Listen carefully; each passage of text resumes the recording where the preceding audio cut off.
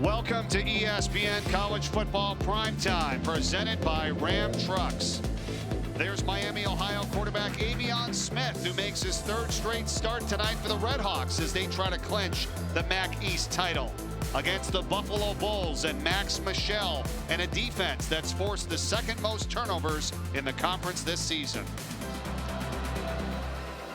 And we welcome you to Oxford, Ohio for Wednesday Night Action. Mike Corey, Rocky Boyman, Taylor McGregor, great to be with you. Miami tries to win tonight to earn a spot in the MAC title game. Rocky, they've been one of the most consistent teams over the last decade, yet they've only been to one MAC championship game in the last 12 years, in 2019 when they won it all. This is a big deal for them here tonight. It is, and 3 weeks after losing their starting quarterback, they keep winning. They have a chance to win 10 games this year, a MAC East title, and even though their head coach describes their style of play as boring has been clearly very effective here at Miami. Yeah, it's worked out pretty well for them. They've also done it with defense, too. It's been super solid, as well as unbelievable special teams in the punting, kicking, and return game. Yeah, they got a kicker who's 19 for 19, all-conference player. Their coverage units have been great. And same thing, their defense, very, very simple scheme, but have been absolutely incredible this entire season. 8-2 on the campaign. Taylor McGregor's with us. Let's check in with her for the first time tonight. What about the turning point for this Miami team this season, Taylor? Yeah, it came 3 weeks ago when this team lost to Toledo. Quarterback Avion Smith told me that this team learned, and I quote, that we're not all that in a bag of chips. He said they went into the locker room at halftime in that game down 21-3, and they were all looking at each other like, what just happened? And then they came out in the third quarter, and quarterback Brett Gabbert suffered a season-ending injury. After that game, defensive end Brian Ugu got the team together in the locker room and said, we will not lose another game. And they have not lost another game since that point, guys. They have their sights set high on a conference title. Yes, they do, Taylor. A win tonight. They clinch the MAC East, and they will play in the MAC championship game versus Toledo. That's what's on the line here tonight. When we return, opening kickoff between Buffalo and Miami from Oxford, Ohio on ESPN.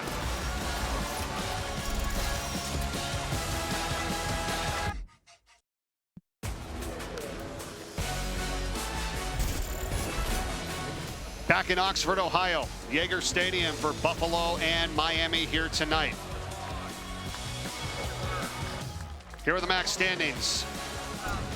5-1 in conference play are the Redhawks on the East Division. There's Buffalo, as we said, a win tonight, and Miami clinches.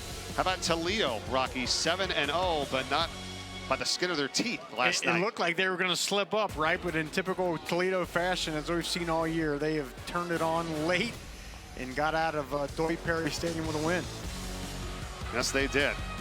Buffalo under third-year head coach Maurice Linguist. Coach Mo, they started 4-8 in his first year. They had a ton of injuries back in 2021. Last year, they started 0-3, but then they went 6-6, got to a bowl game, and beat Georgia Southern in the Camellia Bowl. This year, another tough start, 0-4, and they're trying to kind of right the ship again. Yeah, that's the thing. They got started right out of the gate pretty tough, and then they win a couple conference games and then let one slip away here last week. So it's been kind of a tough sledding here for Buffalo, but they're trying to finish this season strong. There's Smith, as we said, took over for the injured Brett Gabbert. Back in that Toledo game 3 weeks ago, and Gabbert broke his leg. Here's your series history tonight. Miami leads at 16-9. Last year it was a Buffalo win, 24-20. But the Redhawks 10-3 here at Yager Stadium, so we'll see what happens tonight. And it's going to be Buffalo to receive the opening kickoff of this game. And Graham Nicholson kicks off for the Redhawks. Ron Cook back to return for the Bolts.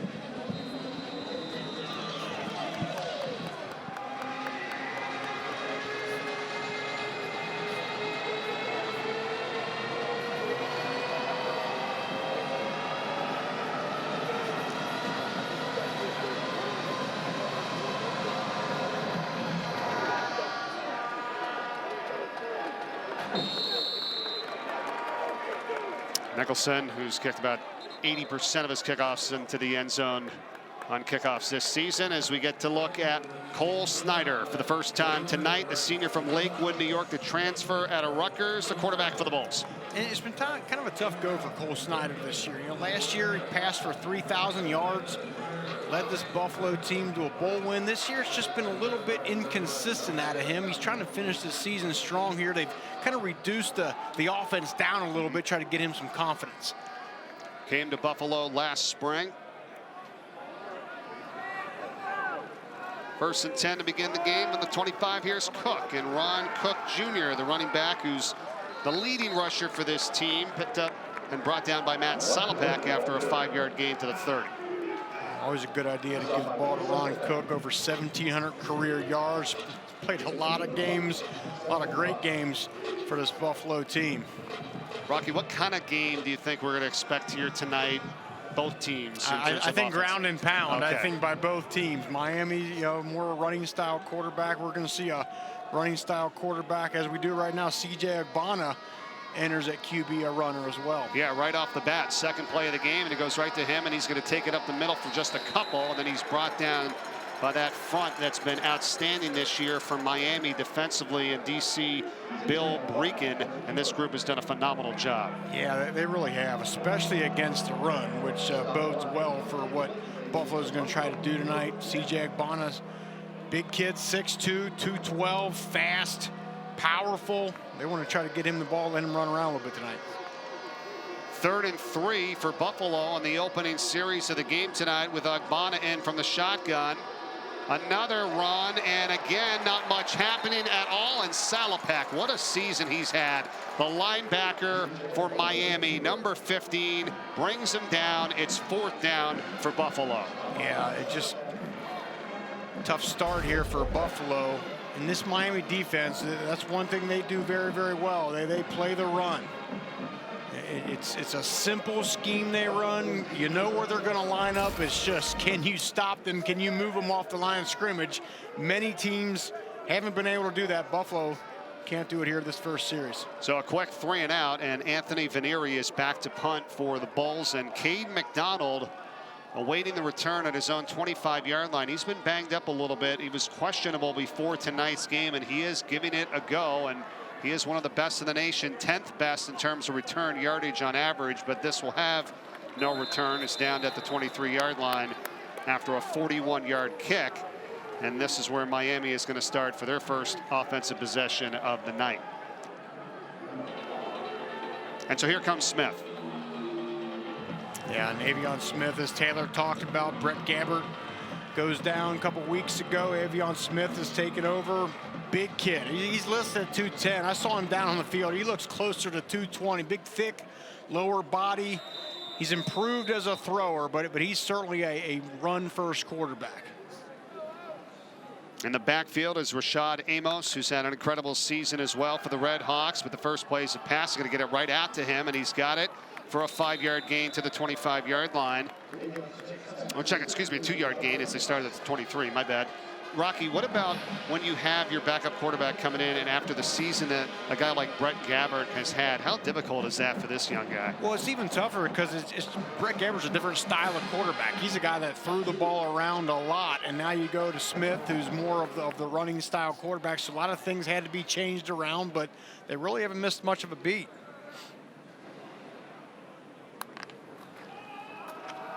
Amos on the carry now. He's going to be stood up right at the line. Joe Andreessen on the tackle, the graduate linebacker, number 12 for the Bulls. We got a first look at Rashad Amos. He's kind of been the focal point of this offense since Brett Gabbert has gone down. You know, same thing, big kid, 235 pounds, drags people around. And Amos had a career high 163 yards rushing a couple of weeks ago. Now they're going to change it up here with Kenny Tracy, who's in on a 3rd down and 8 from the 25. Smith with pressure, flushed out, throwing on the run, and it's incomplete. Almost had it. Would have been a 1st down at about the 42-yard line. That time he was looking for Cade McDonald, and the QB pressure coming in hard there by Red Murdoch. We didn't even know if we were going to see Cade McDonald tonight. Avion Smith flushed from the pocket. I thought for a second he was just going to take off and run.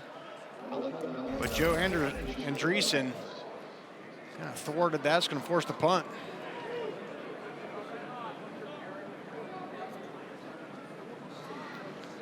Alec Bevelheimer is the punter here for Miami, and Cole Harity is back to return for Buffalo.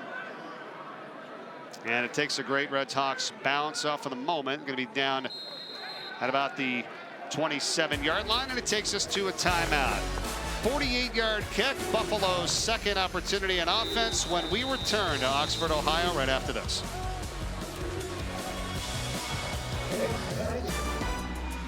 One of the top games of the weekend coming your way on Saturday. Number 5, Washington. Number 11, Oregon State. Washington 10-0, Oregon State 8-2. It's on ABC at 7:30 Eastern, 4:30 Pacific. It's Saturday Night Football presented by Capital One. Games in Corvallis. That's not an easy place to play. I believe Washington is an underdog in that game by 2.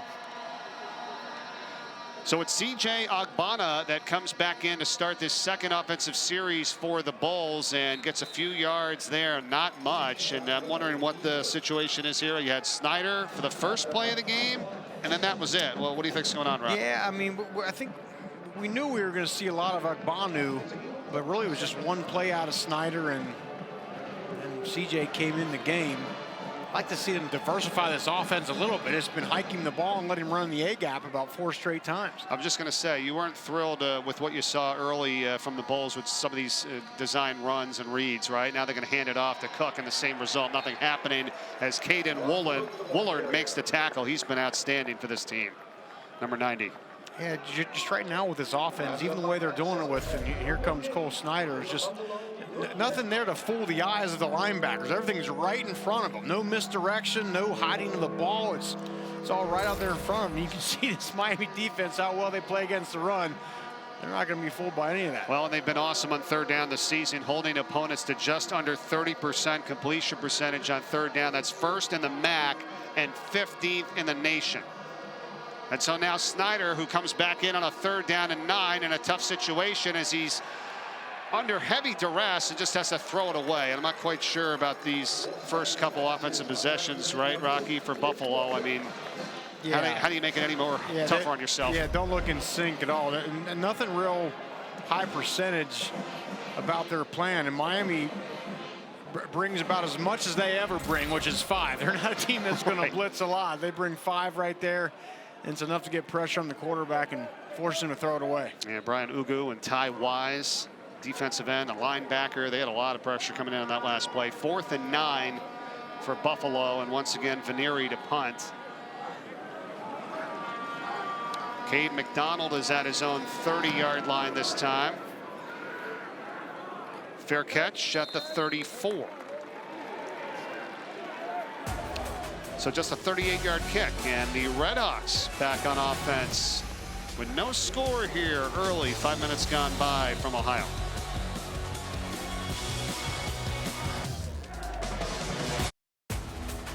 ESPN College Football Primetime is presented by Ram Trucks.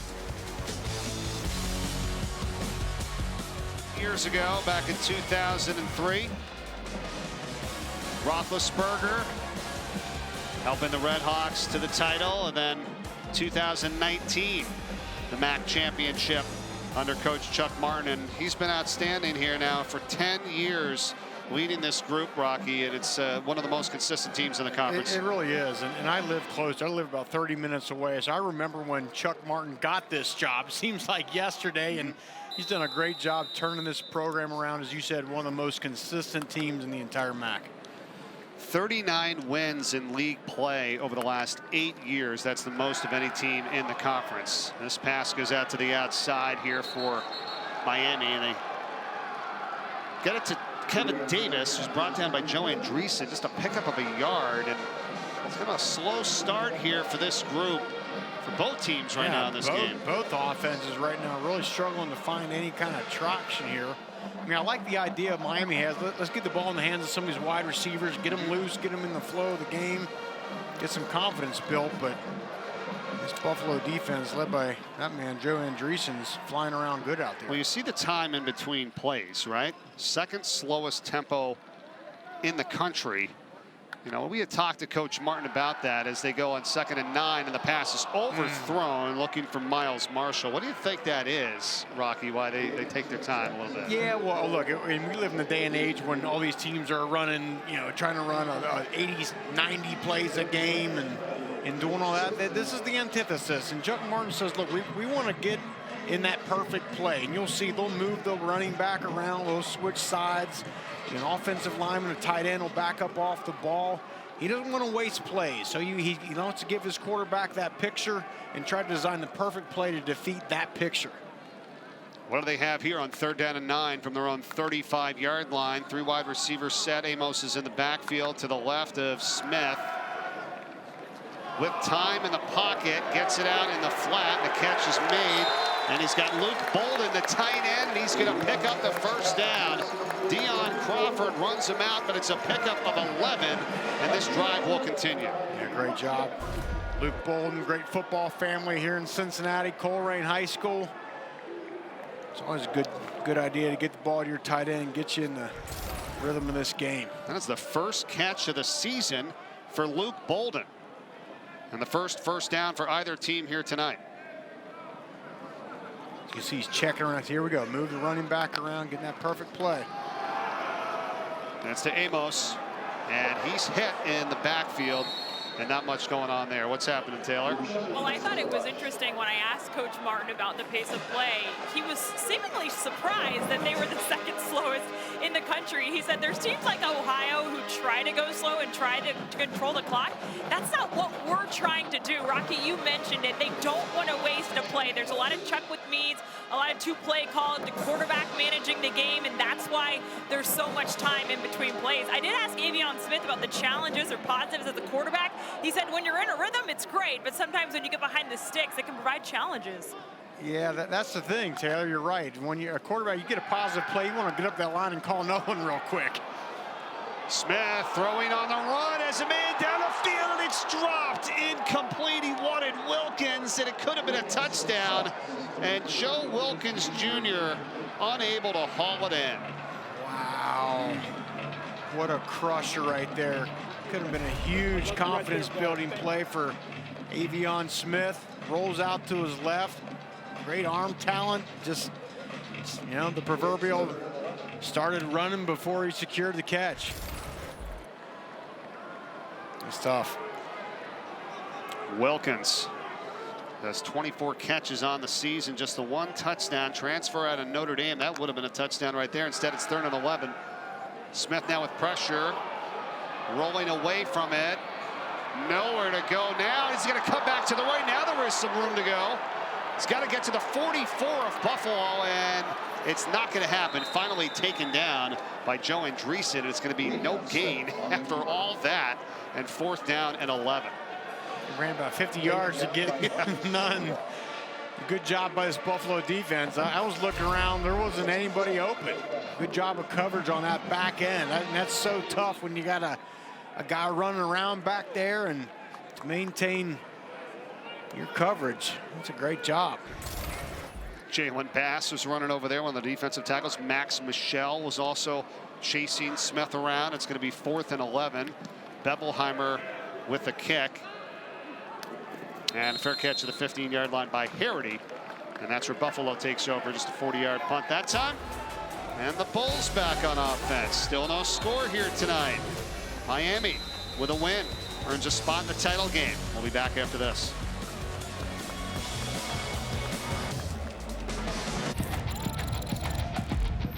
Redhawks in the midst of what could be a record-breaking season for them. I mean, they're 8-2 right now. Just 2 losses on the campaign, Rocky. It's been pretty special.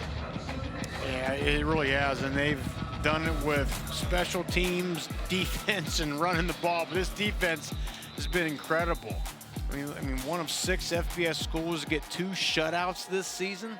That's hard to do in today's football with how these offenses are rolling. It really is. I was calling that game last week right here at Miami. It didn't look pretty, but they got it done. It was a 19-0 shutout by the end of the ball game as Snyder is back in at quarterback and runs for Buffalo. Picks up 7 yards, brought down by Corey Suttle. The other thing that this Miami team has done is they've won on the road. Besides them, just Ohio State and James Madison are the only schools in the country with 5 road wins this year. And here we get points per game in conference play. You know, in Maction, they've been really good. Yeah, this defense has been locked down. Both defenses here, really, as the carry goes to Ron Cook. Taken down after just a gain of 2 yards. And the thing about this defense is it's very basic. It's a lot of cover 3, cover 1, no exotic blitzes, no fire zones, none of this stuff. It's like we want to know what we do better than you know what we do. Cook here on 3rd down. And he's got it just across the 25-yard line. Caldwell on the tackle from Miami, but it's enough. And Buffalo has their first down of the game here tonight. Their first 2 drives, they had 6 plays for just 8 total yards. So finally they moved the sticks. And now C.J. Ogbonna is back in at quarterback for the Bulls. I think at some point you got to give Ogbonna some pass options here just so he's not totally one-dimensional. Now it's Barksdale that gets the carry here for Buffalo for the first time tonight. And Michael Dowell makes the tackle.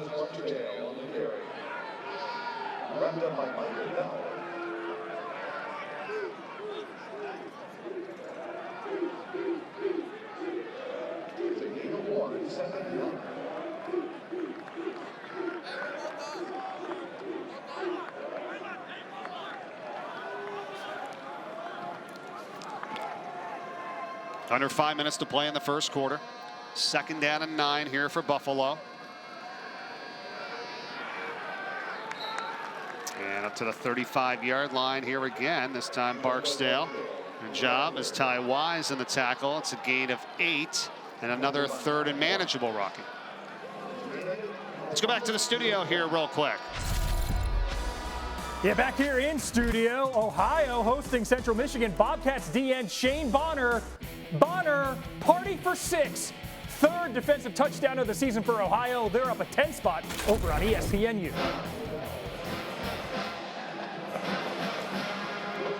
All right, so 2 games in action here tonight in the MAC. This Miami team trying to clinch the MAC East Division and earn a spot in the championship game against Toledo. But right now, Buffalo's got it with a 1st and 10 at their own 46. It was a good job. They had a positive play, and they got right back up to the line of scrimmage on 3rd down. Hiked it quick and got that 1st down. Here's Cook. And Cook keeps his legs moving across midfield into the 49 of Miami. Rayon Strader makes the tackle. And you can tell Buffalo is content to be patient. They're just going to keep chipping away. They feel that over the course of this game, they're going to be able to start turning some of those 2-yard runs into 4-yard runs that maybe break one for 10 or 12. They're not going to do much fancy here tonight. Well, they do it with their defense, right? The defense has been strong this season offensively. Like you said, Rocky, going to try to take their time. Here's Snyder, who's back in and hands off to Cook on a 2nd down run for just a yard on the play. And it's going to be real interesting what wins out here. A patient run attack by Buffalo or this Miami defense that is simple but gap sound, fundamentally sound, and has shown they can play 4 quarters of football that way. Buffalo's a team that's won the time of possession battle in the last 8 games. So once again here now, trying a long sustained drive. 3rd down again for the Bulls. Cook. And he's got it. Ron Cook Jr. Another strong run. That goes for 7. I'll tell you what, Ron Cook, give him the ball. He gets downhill quick. Just a little simple zone scheme, couple double teams, and just let Ron Cook pick the daylight. Where's it at? He hits that thing hard and picks up yardage. They also have him in the receiving game too, Rocky. He's got 27 catches on the season coming in, so you got to kind of get him out in space, out in the flat as well. But they're going right up the middle here, and it's working pretty well so far. Look at that, the way he just keeps the legs moving and ends up getting around 5 yards on that run. This is old school football at its best. We're running between the tackles, Jack.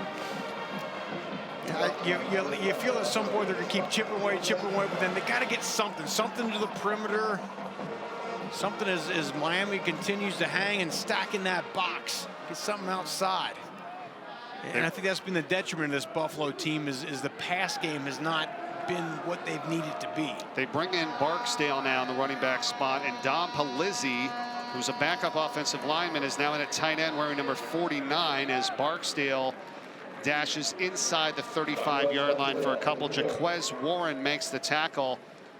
How about Buffalo on this drive, Rocky? 3 for 3 on third down. Can they go 4 for 4 here? We'll see. Yeah, and that's the thing. But they're getting third and shorts. That's the thing. As many times this year, they haven't been able to get a lot of explosive plays. So because of that, they're facing a lot of third and longs. Here we go tonight with another 3rd and 3. High percentage. Correct. They are staying on schedule, that's for sure, on this drive. 44 seconds and ticking in the first quarter, and a timeout here by the Bolts. Charge timeout, Buffalo. They're first. 30 seconds in length. Yeah, I mean, this Buffalo team really this year has lived on taking the ball away. They have 18 takeaways, which is second in the MAC, okay? And so then you get the ball back to your offense on a short field and run the ball and pound it in. That's kind of what their MO has been this year because they have not had those explosive plays that they've wanted. And we're seeing their strength offensively, which is running the football, obviously, with Ron Cook Jr. and then this offensive line, because you look at some of their numbers passing, right? Their pass efficiency and yards per completion is both in the bottom 8 in the nation. So they're not going to beat you on deep balls and through the air. Yeah, they haven't, but just, and they've tried. We talked with Coach Linguist this week. He said that the pass game is just kind of mind-boggling why it's not been able to develop, but either way, they run the ball pretty effective tonight. CJ Ogbonna. The drive, yeah. Yep, sorry, pardon me, back in at quarterback. On the run, Ogbonna, and he's going to be stopped shy. Just about a yard to the 33-yard line on his 4th down. Their offense is staying on the field. They probably figured 2-down territory, right, Rocky? Taking that timeout, and Ogbonna now on a 4th down. 4th and 2, he goes from the shotgun. Clock winding down here in the first. And they're going to just try to draw him off here and take it to the second quarter here as the clock expires on the first. Do they get a flag here? Wait a minute. That's what they were trying to do. And if you're Miami, you've got to recognize it. There's no time left on the clock. Yeah, I'm not sure if they blew the quarter dead or the clock ran out. Time expired in the quarter. It's the end of the quarter. All right. 4th down for the Bulls to start the second when we return. Into this decision to go for it on 4th and 2. Well, we know analytics will tell you that a lot of touchdowns are going to win games, not necessarily field goals. We got a really experienced kicker. We'll make a great decision right here. Whatever the situation is, we're going to respond to the next one. It's a really good defense, and we got to keep taking it a play at a time. Thank you. Mike? All right, Taylor, so here they go. CJ Ogbonna, he's running in the wrong direction, has to throw it away, and the pressure from Caden Woolard that time for Miami, and the Redhawks take over on downs. I'm trying to understand what the strategy was right there. I mean, before this play, they've run the ball 20 times in one pass attempt. On 4th and 2, you drop your quarterback back, and I don't really know what the strategy is there. The run's been working this drive. Correct. 12 straight runs. You picked up a couple first downs. And you felt like you brought Ogbonna back in because he is a runner. They brought him on 3rd down, remember? And they said, hey, we're going for it. You kind of knew that they were going to go for it. And instead, they take 13 plays, go 52 yards, 6 minutes and 59 seconds off the clock, and they come up empty. Yeah, and then Ogbonna has just 17 pass attempts on the season. You put him on the field for 4th and 2. And now it's Avion Smith who runs for Miami, and he gets 10 and a 1st down for the Redhawks to their own 43-yard line. But that is the Miami defense in a nutshell, right? Bend but don't break. All season long, they get the ball back to their offense, and here comes Avion Smith. Said big, powerful kid, runs that zone read. We all know the story with running quarterbacks. You pick up that extra hat in the run game. You get an extra blocker. Chuck Martin knows all about that. He's content to have Avion Smith run that ball a lot tonight.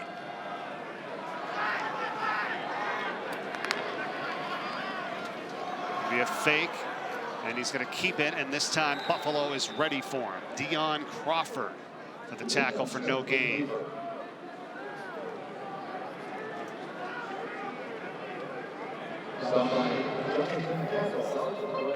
Taylor, what's happening down there? Well, guys, spending time on Miami of Ohio's sideline, the message was clear to the receivers. We have to be more aggressive, but it also was focusing a lot on the run game, and that was what happened early here on this series. So let's see how they continue to open up this offense. Well, Rashard Amos is in, and he gets the call this time. And once again, this Buffalo defense smelling it out, and it's Red Murdoch that gets in there for the tackle. And a flag comes in back at the 36-yard line. Greg Sujak is our referee tonight. Holding. Offense. Number 71. 10-yard penalty from the previous spot. Remains second down. We get John Young on the hold.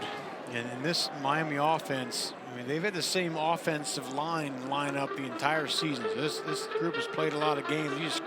Young just kind of took and suplexed him to the ground there, right in front of the back judge. So that's going to get that call every time. That's a very experienced offensive line with Will Jados, John Young there, Colby Borders, Ben Jackson, and Reed Holsky from left to right for this Red Hawks group.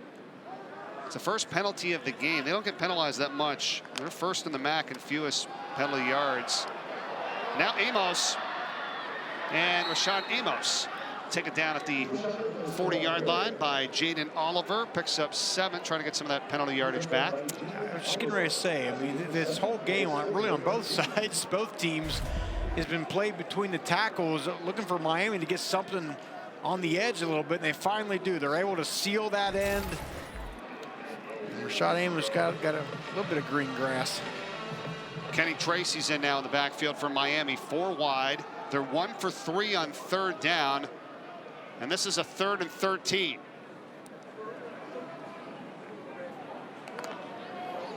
Buffalo rushing 4. Smith rolling out and running out of real estate, but he did have a guy open downfield, and it almost got into the hands of Miles Marshall. He got behind the defense. Yeah, he did. He got behind late. It was just a simple 2 deep coverage, and they know Avion Smith is not a guy that's going to be just chucking the ball deep downfield all night, so they're playing 2 deep, 5 underneath, and stopping those short throws. Alec Bebelheimer with the kick, and Cole Harity is going to step up and make the fair catch inside of his own 20-yard line. And a 43-yard kick. We still have no score here tonight. The early part of this second quarter from Oxford, Ohio. We'll be right back.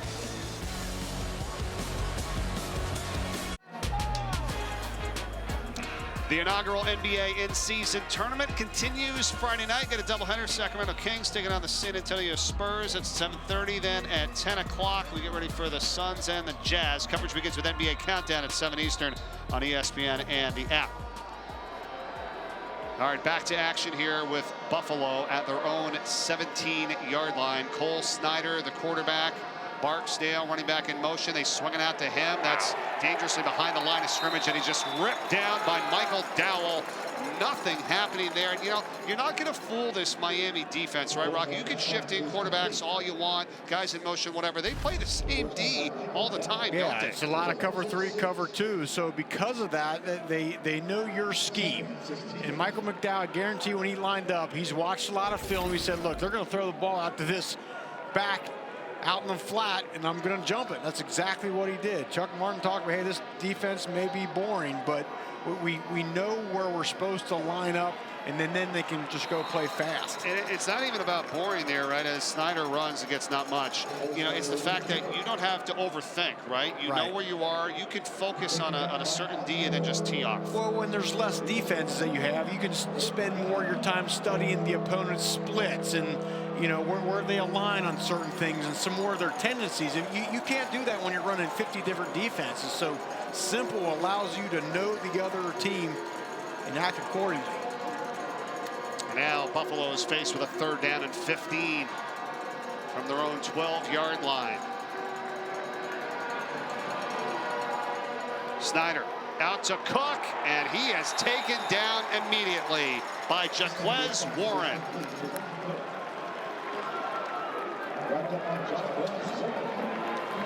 That was a great job. Buffalo lines 3 receivers out to the defense's right. They're trying to say, hey, everyone look over here. We're going to throw it, and then we're going to throw it back. But again, this fundamentally sound defense for Miami is not fooled. They come up and make a big tackle. Great job there by Warren. Don't want to try anything too crazy deep in your own end either. And here's Vanieri, who's back to punt just inside of his own end zone. Cade McDonald, fair catch. This is going to be excellent field position for Miami. Just a 34-yard kick, and they're going to start in Buffalo territory at the 44-yard line. Perhaps we break this scoreless tie on this drive coming up. We'll find out when we come back to Maction on this Wednesday night. Football Primetime, presented by Ram Trucks, is brought to you by Fairlife. Enjoy great taste and nutrition with Fairlife Ultra Filtered Milk. No score, second quarter, 10 minutes and 19 seconds to play before Miami gets back on offense. Let's check in with Taylor. Walkthrough today, and one of the things that Coach Martin was emphasizing with Avion Smith is the tone of his voice at the line of scrimmage. It sounds like they've had communication issues the last couple weeks, so they want him to talk louder. And just down here on the sideline, they were talking about it again. So maybe some communication issues on the line of scrimmage. And we'll see what happens here. The Redhawks trying to break free. Kenny Tracy off to the races. He gets inside the 10, and he's down at the 6-yard line. 38 yards on the run, obviously the most exciting play of the night. And finally, Miami breaks this thing open, and it was a missed tackle by Buffalo's great safety. Devin Grant right there just over pursues it, and a great cutback by Tracy. As you said, Mike, finally an explosive play in this game has been filled with a lot of punts. And you heard Taylor talking about some of the communication issues. Well, not much issue on that play there. Finally, they mark him down at the 7. And now Smith from the shotgun on a 1st and goal. And he keeps it, and he's taken down for a 2-yard loss by Red Murdoch, who's in there for another tackle, the redshirt freshman linebacker.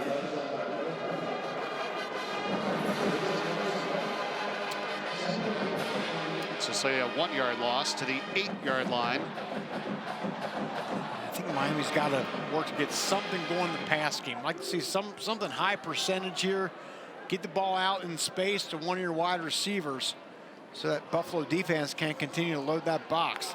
Well, they got Marshall, McDonald, and Wilkins, the wideouts. Marshall goes in motion here on a 2nd and goal from the 8-yard line.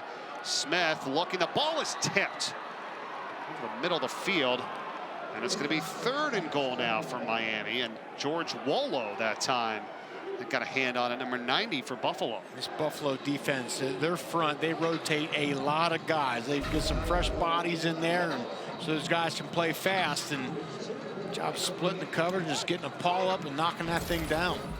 Redhawks take out a tight end, bringing another wide out with Javon Tracy. So now they go with 4 wide here on a 3rd and goal from the 8.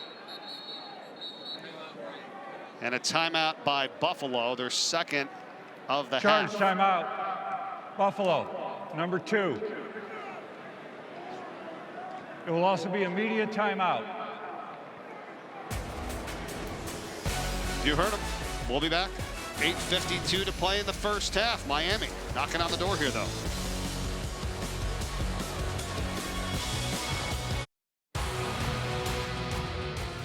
Our next UFC Fight Night on ESPN Plus Saturday from inside the Apex in Las Vegas, highlighted by our middleweight main event. South Carolina native Brendan All-In Allen takes on Scotland's Paul Craig. Prelims start at 2 Eastern.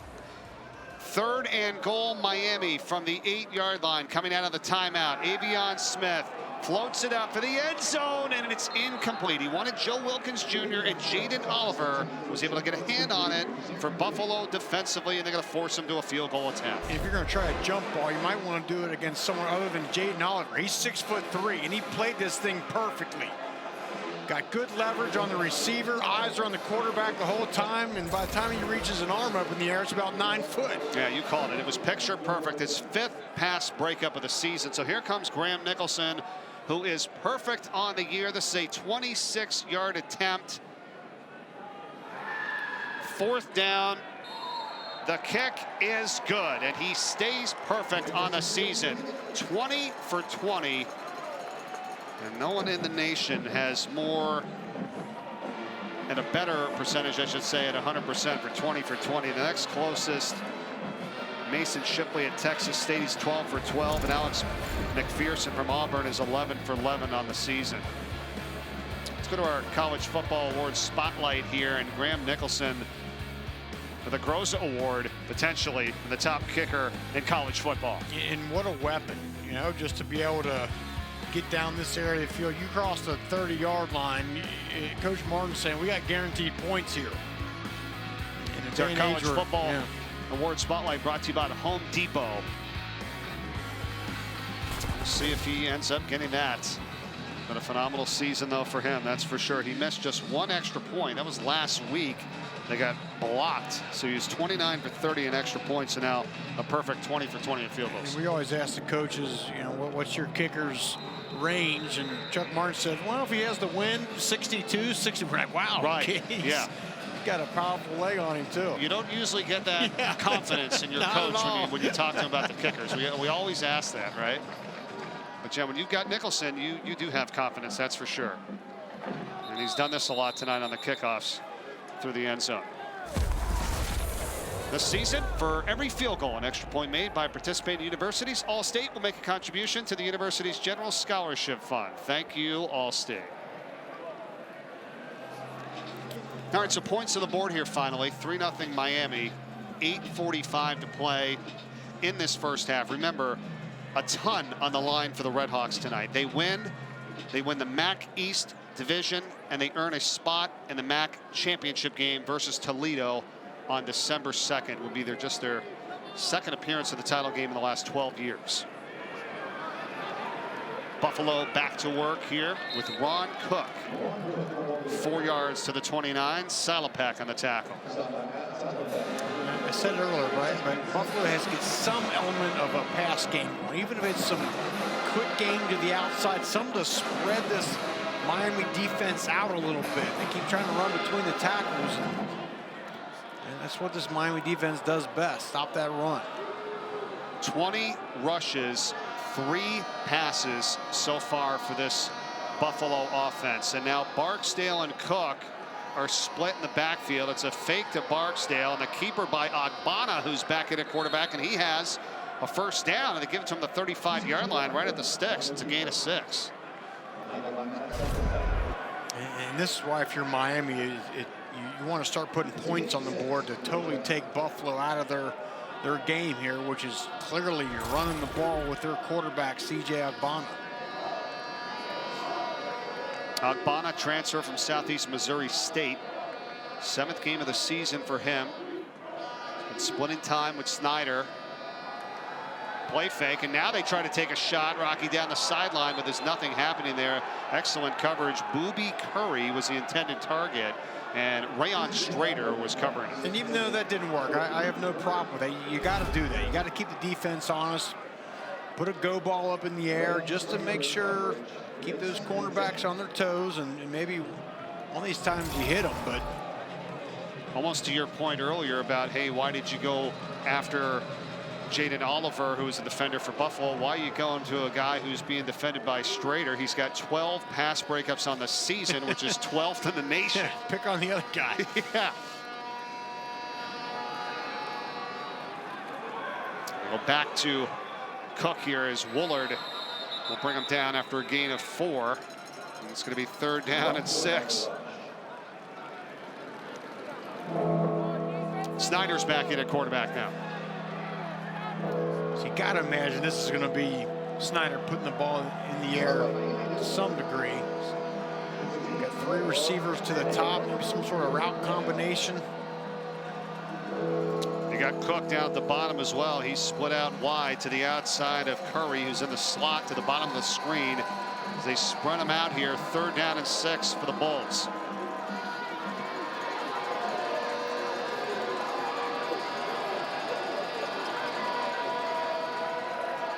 Snyder, head as he throws, incomplete. In the area was Curry, but it was the pressure from Ty Wise that got to Snyder that time, forcing that throw. And then that's the problem with going empty, is the ball's got to come out quick. There's no back there to help. And Cole Snyder's got to know that. He's got to seize that pre-snap. Where's that free guy going to come? Because if there's somebody coming, usually that's vacating a zone. If you can find a way to get a wide receiver in that area, you got an easy completion. He didn't see it. It's going to force a punt. Veneri is back on for Buffalo. Cade McDonald at his own 22-yard line. And he's been driven back. And out of bounds at about the 12.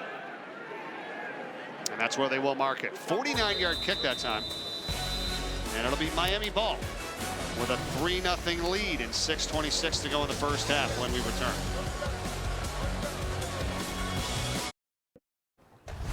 Phil Murphy here in studio. Coming up at halftime, Trevor Matich and I break down the 3rd iteration of the college football playoff rankings and why one team currently in the top 4 may not control its own destiny. Plus, Trevor breaks down the ever-tightening Heisman race. And Mike Rocky, we update what's going on in Athens, Ohio, looking to keep MAC championship hopes alive. That's right, Phil. We've got 2 games going on here tonight in MAC play. Look forward to hearing from you guys at the half as we come back here with the Red Hawks trying to make something happen here as Amos carries and gets across the 30-yard line to the 34. It's a 22-yard run. I want everyone to watch this cut by Amos. Talk about cutting on a dime. I mean, that outside edge defender thinks, okay, Amos is going to come. I'm just going to squeeze down and collapse down. Jump cut sideways. I'll tell you, Maurice Jones-Drew, when I was playing, was a master at that. You thought you had him contained. He would jump cut to the outside for a big gain. Great job by Amos. Yeah, that guy was awesome. Really tough to bring down, as you said.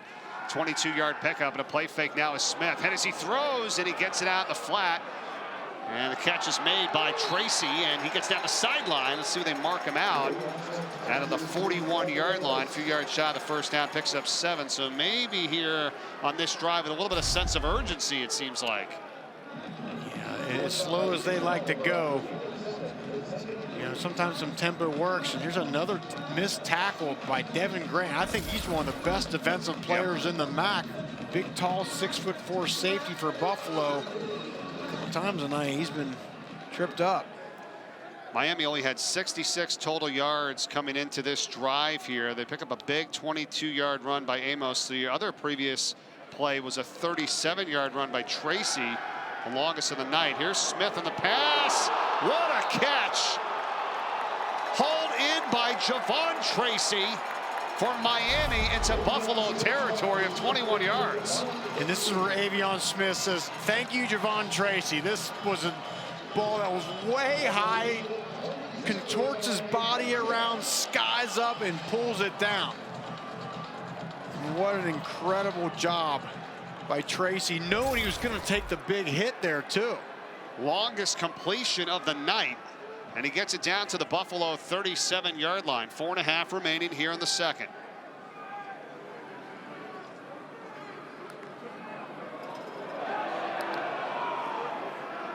Amos. Nothing there. What a job by Max Michel on the tackle. I want to go back to what Taylor was talking about earlier about Avion Smith and, you know, the desire for him to be more vocal. It's so important for your signal caller to have a commanding presence back there. He's calling the shots, pointing out who's coming, who's not, where the check is. Your quarterback has got to be emphatic with that voice and his command. Obviously, this is just his third start. He'll get that, but that's something he's got to work on.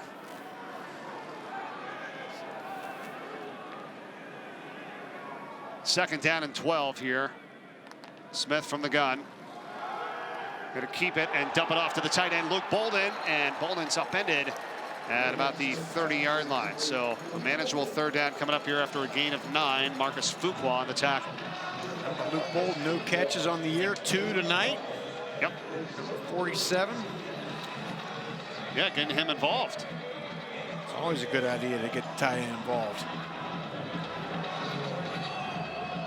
Miami is just 1 for 5 on third down. Rocky, potentially 4-down territory here. Well, you got a great field goal kicker, but it's in that area of the field, though. that's if they don't pick it up here. So Amos now shifts to the right of Smith. He gets the call.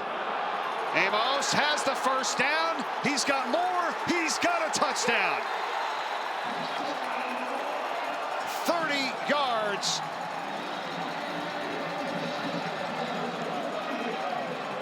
Eighth touchdown run of the season for him. And again, the lateral quickness and explosion to the edge by Amos here. And watch, he's going to get a great job or a great block from Joe Wilkins out on the perimeter, way downfield there, pushing his guy into the end zone. A nice jump cut out to the perimeter, and then the speed. And I'm convinced they were just trying to pick up some yards there. They were going to go for it on fourth down if it was 4th and short. Instead, Amos takes it to the house. His mother, Dee's got to love that. She's a breast cancer survivor. She's in the stands for all of his games, and she yells all the time, every time he gets the ball, "Take it to the house." He did that time, 30 yards for the touchdown. And you know when mom's in the stands, you can hear her voice over everybody else. So I know how that goes. Taylor, how about it? Rashard Amos for the touchdown. Guys, when I was talking to A.V. Smith this week, asking him about his running back, he said, this guy's a quarterback's dream because I just hand him the ball and I know he's going to find the gap whenever it's open. Yeah, man, that's a quarterback's best friend, especially as you're trying to get into rhythm. Just if you can hand the ball off and you can pick up some first downs, that makes it easy on that signal caller. And this is right back to what Chuck Martin was telling us this week too. That this team just does whatever they have to do to get it done, right? I mean, it doesn't always look pretty. I mean, we were sitting here in a 3-0 game up until this last touchdown. We're almost at the end of the first half, but this team's 8-2. I mean, exactly. Whatever you got to do, right? Yeah, you know, we live in the world where there's all these crazy offensive schemes that are out there and all these trick plays and all this stuff going on, and well, they just get into the perfect play. They take their time, make sure they got the right leverage on their blocks, hand the ball to their playmakers, and let them go. Guys, and I want to add on what you saw out of the receivers in the blocking game, because when I was down there on the sideline, they might not have gotten a bunch of plays through the air, but the receivers very much involved in the plan as far as blocking, and that was a big point of emphasis on the sideline. Yeah, it's a great call, Taylor, especially, you know, with Brett Gabbert being out. You know, he threw the ball a lot more, so those receivers aren't going to get as many balls in the air to them, so they got to find a way to contribute, and they're blocking really well. We saw in that touchdown. The pass from Snyder is knocked down by Austin Ertl for Miami defensively. It's going to be second down after Cole Harity's return has set up Buffalo at the 23-yard line. It's going to be second down and 10 now. Simple scheme, push in the pocket, and that's such a good job. It's such a hard thing to do for those defensive linemen to time that throw and get up in the air and bat that ball down. Ertl's been outstanding. 42nd career start, and he's knocked down 5 passes now in the season from that defensive tackle position. Buffalo passing 1 for 6 for -2 yards. And that's when they go back to the ground. Ty Wise in the tackle, that time of Mike Washington. Charge timeout. And Miami. a timeout taken by Miami. So the first run of the night. First run of the night from Mike Washington Jr. Miami's going to take a timeout there because they wanted to get this ball back and leave themselves plenty of time to go try to score again before half. Saturday, big week, and a big Pac-12 primetime showdown. Where do you see Washington and Michael Penix Jr. in this group here, Rocky, right now, taking on Oregon State? How good is this game going to be at 7:30 on ABC? I think it should be a great game. I said earlier, Corvallis is a tough place to play, but I like what Washington's doing. They're in my particular, they're number 4 on my chart, which we'll maybe get into later on here. I have some discrepancies with the way the committee ruled this week, but I like Washington, and I love Michael Penix. I would like to get up to your top 6, so we will get to that. I got a top 6 too as well, so I want to go over with you. We got 2 minutes and 34 seconds left in the first half here. 3rd and 7, Buffalo from their own 26. Snyder, and they've got it. First down catch made by Cole Harity. And he gets it for 14 yards, and that is just what Buffalo needed here late in this first half. Great confident throw by Cole Snyder. I think that's what he needs to do more of. Pull the trigger when it's there. Nice completion. There's another one. Yeah, they move quickly, and they get it out to Mike Washington Jr., and he goes down the sideline, and he's got a first down at the Miami 47, run out by Michael Dowell. And I like what they're doing right now is they're going a little more up-tempo. You got a quarterback who's gotten a little bit of rhythm here. Let's get up the line. Let's call another play. Keep that mojo going. Under 2 minutes to go now in the first half. Snyder looks back to the sideline. Handoff goes up the middle here for Cook. I'm going to say this, Rocky. I mean, you got this defense for Miami that's pretty standard, right? They're not doing any prevent type of thing just because it's late in the first half. So why aren't if you Buffalo do this more? Like, look how much rhythm you got going on. Yeah, there's something to be said about going up tempo and putting some positive plays together. Gang tackle that time on Mike Washington by Hondru and Strader of the Miami D. And that's the other part about playing a simple scheme like Miami does. You got to tackle, and this defense tackles so well. It seems like such a simple thing, but every week I see defenses, all these crazy schemes, and no matter what they do, you got guys missing tackles. They have focused on the fundamentals, and they have excelled at it this season. That's why they're 8-2. Berth in the MAC championship game on the line tonight for Miami if they win it. 3rd and 7. Snyder. Pressure. He's going to take off and run, and he gets down close to the 35-yard line. It's going to be enough for the first down. It's 9 yards on the run by the quarterback. An injured player down for the Redhawks with 34 seconds left in this first half. The clock was stopped to award a first down, but should have stopped with 37 seconds left. Officials timeout for an injured player on the defense. Yeah, it's Kobe Hilton that's down, the defensive tackle, the junior, and you heard our referee Greg Sujak, so it'll be 37 seconds left in this first half, Rock. Yeah, Miami actually did dial up a little bit of pressure there, brought 5, and good job of Cole Snyder just finding that daylight and hitting it quick. Speaking of pressure, Taylor, you had some great questions for Coach Chuck Martin this week on our call. You kind of stumped him. At least there was 2 of them that he never had heard all season. The one you brought up was about their blitz rate, right, and how they never seem to blitz. Well, it was funny because I assumed that he knew where he lands in college football because not only do they blitz less than anybody else in college football, it's really not even close. But it was one of those things he said, we are basic, we're okay with that. It might be boring, but as long as we're good at being boring, it works for us. And it was interesting when you were talking about tackling, Rocky. When I was speaking to some of the guys this week, I asked them, why do you feel like you guys have been so good on defense? And the classic answer was, well, we're really good at tackling. And at some point, it seems like Coach Speaker, you know, players speak to the media, but in reality, it's true here at Miami. Yeah, and that's the other part about, again, running a simple scheme is you know where you're going to be at most of the time on the field, so you can concentrate on doing the little things like, you know, tackling. You just saw the stat there, less than 10% on the season. This Redhawks team blitzing, which is lowest in the nation. But they're getting it done here. And now, first down and 10 for Buffalo with Snyder to the outside. Washington, no, incomplete. It'll be 2nd down and 10. Now, as soon as we talk about them being the lowest blitz rate team in the country, they blitz on 2 straight plays. So that's how it works sometimes in this business. Clearly, they want to try to light up Cole Snyder a little bit, but nevertheless, it worked. forcing there a throw out of bounds. How about that guy right there, Matt Salopek? Yep. My opinion, in the conversation for MAC Defensive Player of the Year, has about 1 billion tackles in the season, calling the shots out there. Second down, 27 seconds to go. Snyder, and has to throw it away. Over the head of Ron Cook, who's out there in the flat, but it's going to be 3rd down and 10 with 22 ticks left here in this first half. And that time, Miami just rushes 3 and they drop 8 into coverage. So they're changing up the look, showing guys up in the gaps and then dropping out. Nevertheless, still able to apply pressure on Snyder with just 3 rushers. 3rd and 10.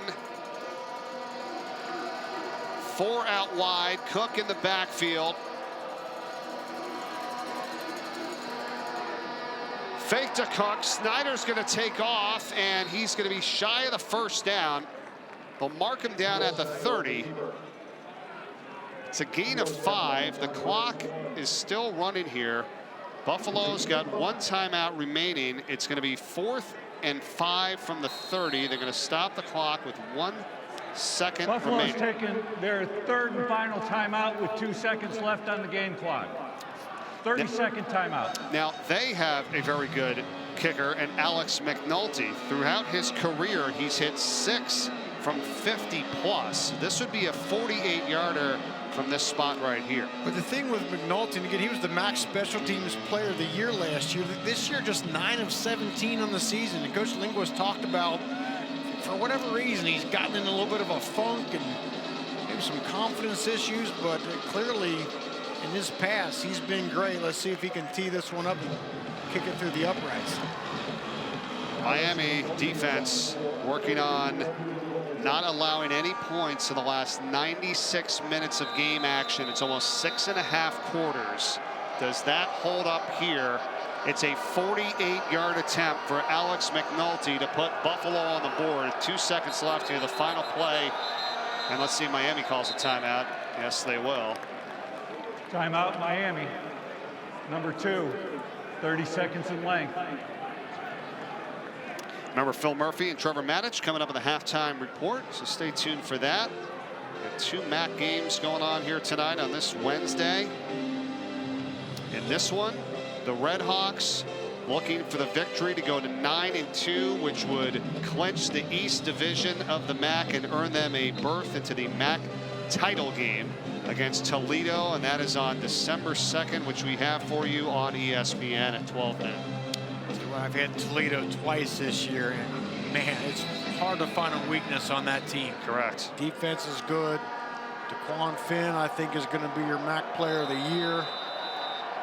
Penny Boone around the ball. Crazy 32-31 come from behind victory last night. All right, 48 yards out from Alex McNulty. Plenty of distance, and it is good. Count it. So McNulty with his 10th field goal of the season from 48 yards, and Coach Mo and company to get on the board at the end of the half. Miami's going to receive the second half kickoff. Keep that in mind as they take a 10-3 lead into the locker room at the half.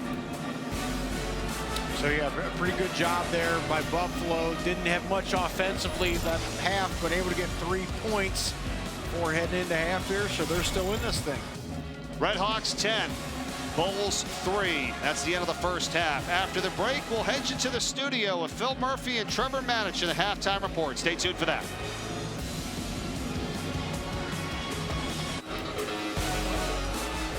Welcome back to ESPN College Football Primetime, presented by Ram Trucks. Back in Oxford, Ohio, as we get set to start the second half of MACtion on this Wednesday night. It's 10-3, Miami leading Buffalo. And Miami will receive the kickoff to begin this second half. First kickoff for Buffalo as the field goal ended the half on a 48-yarder by Alex McNulty, who will kick off here now. The Red Hawks hoping to get the win to secure the MAC East Division and earn a spot in the MAC title game. as Kevin Davis takes the return from the goal line and gets up close to the 20-yard line. And it'll be tackled down there as we get set to start the second half. Mike Corey with Super Bowl champion Rocky Boyman and Taylor McGregor, who we check in with right now. Guys, Maurice Lindquist telling me at the half he wants Buffalo to reestablish their run game. And I said, well, what about the tempo and the passing attack you saw at the end of the first half? And he said, yeah, we'll mix that in, but we really need to get back to attacking on the ground. They had 90 yards of rushing attack in the first half. And as for Miami of Ohio, Coach Martin really pleased with Avion Smith. He says he made some good checks, some good reads, and so they want to continue that in the second half here. And you can imagine both teams pretty pleased with their defenses. Yeah, no question, Taylor. For Avion Smith, keep handing that ball to Rashad Amos. Well, this time Smith keeps it himself, and he's not going anywhere. It's going to be a loss of 2 on the play, thanks to Max Michel. And going back to what Taylor was saying, with Coach Linguist says, look, this is just a 7-point ball game, so we still can lean on running that football. That's why it was so important to get those 3 points right before half. There we see Rashad Amos, quite the first half.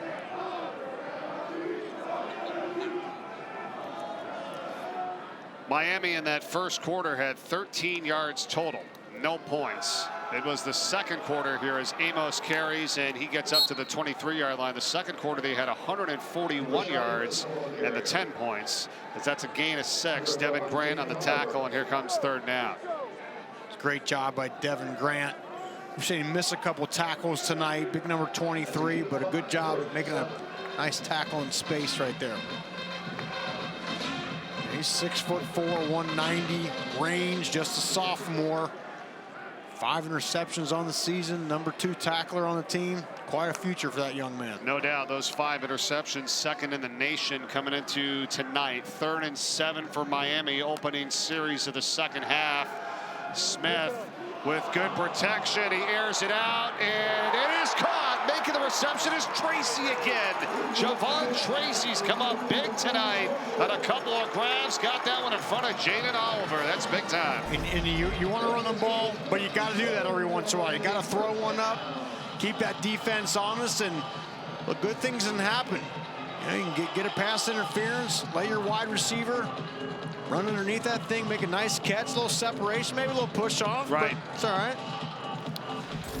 What a battle that was between those two. That's a gain of 37 yards to the Buffalo 40-yard line, and the Red Hawks are in business with a fresh set of downs. Swing out pass, it is dropped, and he wanted Kevin Davis that time.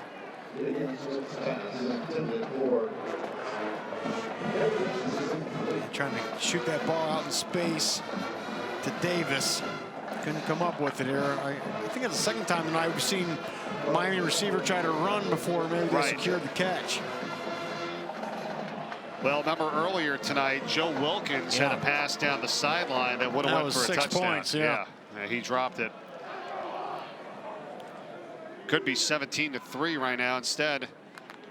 Red Hawks looking to make it that here on this drive, and here is Amos as he bumps it out and gets inside the 25-yard line, and it's a first down run. Red Murdoch at the tackle, but that's a gain of 16. Just really impressed with the speed of Rashad Amos tonight. Again, this is a 235-pound back. This isn't some little tiny scat back running to the edge. No, he can get to the outside, but then still has that strength and that size to run over you. That's a really good point, Rocky. It doesn't seem like it, but I mean, you just said it. I mean, 235 and big boy. Yeah. Good height though too. And the transfer out of South Carolina has set up the Red Hawks with 1st and 10 from the 24 now. Back to him. And Andreessen right there on the tackle that time. And Murdoch again as well on the combination tackle. Yeah, Joe Andreessen's been great tonight. Top tackler on the team. Coach talked about he dropped 20 pounds this past offseason, transformed his body a little bit, maybe got a little faster. This is a speed and space game anymore. The days of the 250-pound linebacker are about over.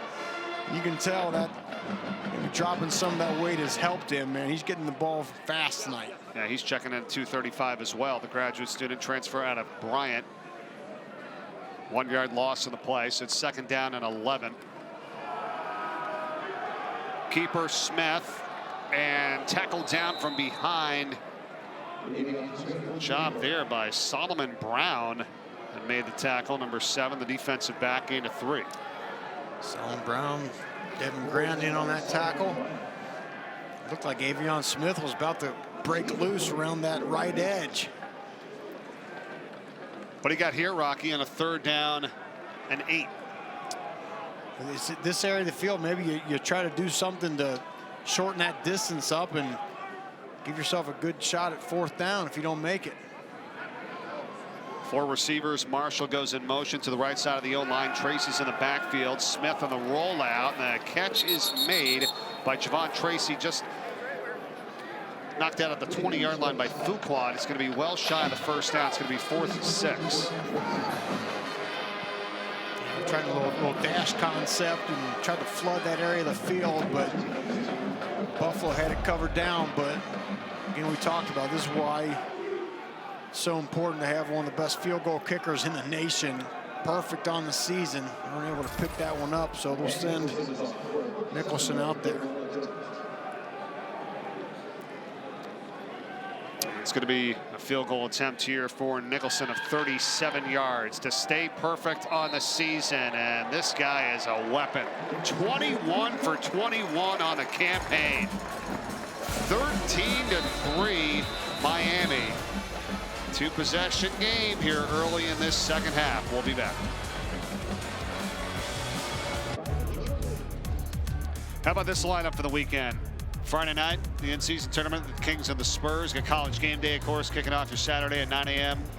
And then Formula One from Las Vegas Saturday night, and then Monday Night Football, the game of the year here so far in the rematch of the Super Bowl, Eagles and Chiefs. That'll be good, but College Game Day at James Madison, that's going to be a 3-hour infomercial of why the NCAA should let JMU play for the conference title. Seriously, I agree with you 100%. 10-0 on the season. We're 18 in the poll, right? Out of the Sun Belt. What a job they've done. Yeah, I got to see them in person a couple weeks ago in a game against Georgia Southern. Man, they are good from top to bottom. You got Liberty at 10-0 as well out of Conference USA. Tulane out of the American at 9-1. That Toledo team last night with the win to go to 10-1 with just 1 loss by 2 points to Illinois in the first week of the season. Interesting. Well, I guess the NCAA made another ruling that they're not going to let JMU in, so you'll get 3 hours of explanation and bantering about why they should have. It's too bad. 13-3 here with Miami leading and a berth in the MAC championship game on the line if they can pull this out tonight. Just a 2-yard run by Cook as Salopek makes yet another tackle for this Miami defense. And Matt Salopek, you see him there, big number 15. And Coach Martin called him an eraser, which I don't know if there's a bigger compliment for a defensive player than being called the eraser. And what that means is whenever there's some sort of mistake, which usually happens on a particular play, there's one guy that can erase that mistake. He can fill a gap, he can drop into coverage, he can be somewhere to make the defense right. And that's Matt Salopek. Yeah, he's been awesome. 100+ tackles in each of the past 3 seasons. Taylor, you had caught up with him earlier this week, too. Well, it's crazy to think that he started his career as a safety, and it was really due to an injury that he moved to linebacker. He told me the minute he started playing linebacker, was able to put weight on his body. He loved the fact that he was closer to the ball. He loved he felt like he was more in control of the defense, and he has thrived in that position. Yeah, he was a safety playing linebacker from 8 yards. Now he gets to play it from 4 yards. See if he makes another play here on 3rd down for Buffalo. They are 5 for 11 on 3rd down tonight. Snyder's back in at quarterback. Guns it to the outside. Oh, what a catch. It's made, and it's a 1st down grab by the Bulls, and Booby Curry, number 5 on the sideline in front of Rayon Strader, picks up 16. That is the longest play of the night for Buffalo. And Rayon Strader, I think, thought he dropped the ball.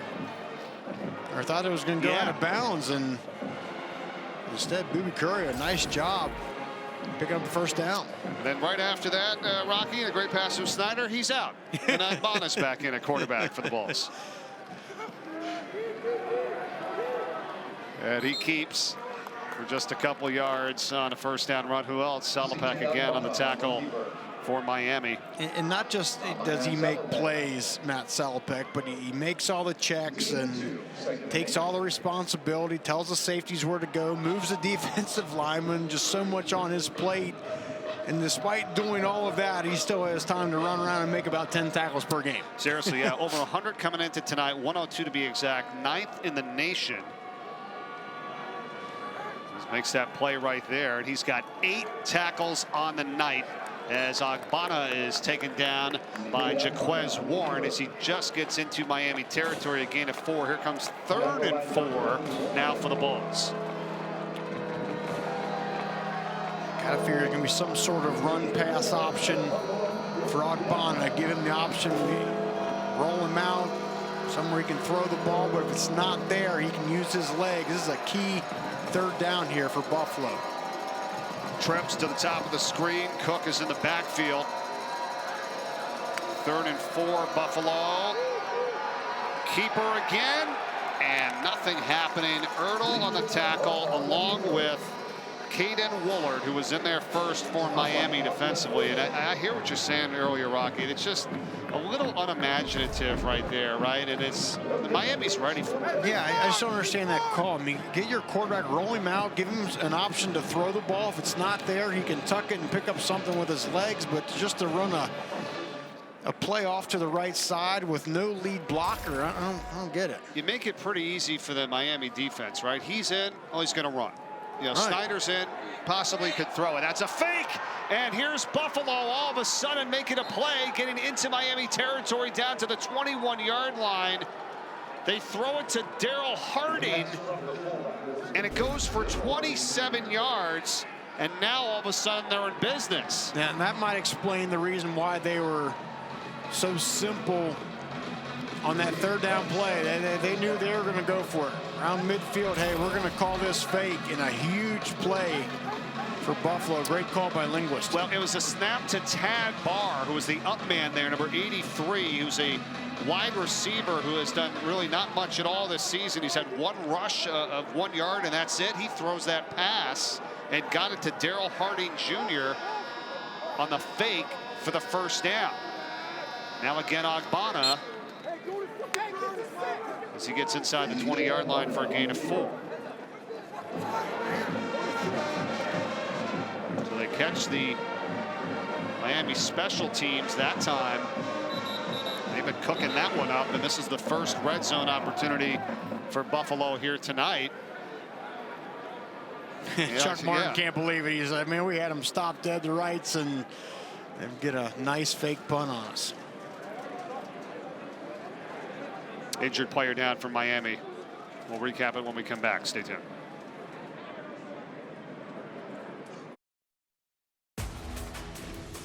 ESPN College Football Primetime, presented by Ram Trucks, is brought to you by Fairlife. Enjoy great taste and nutrition with Fairlife Ultra Filtered Milk.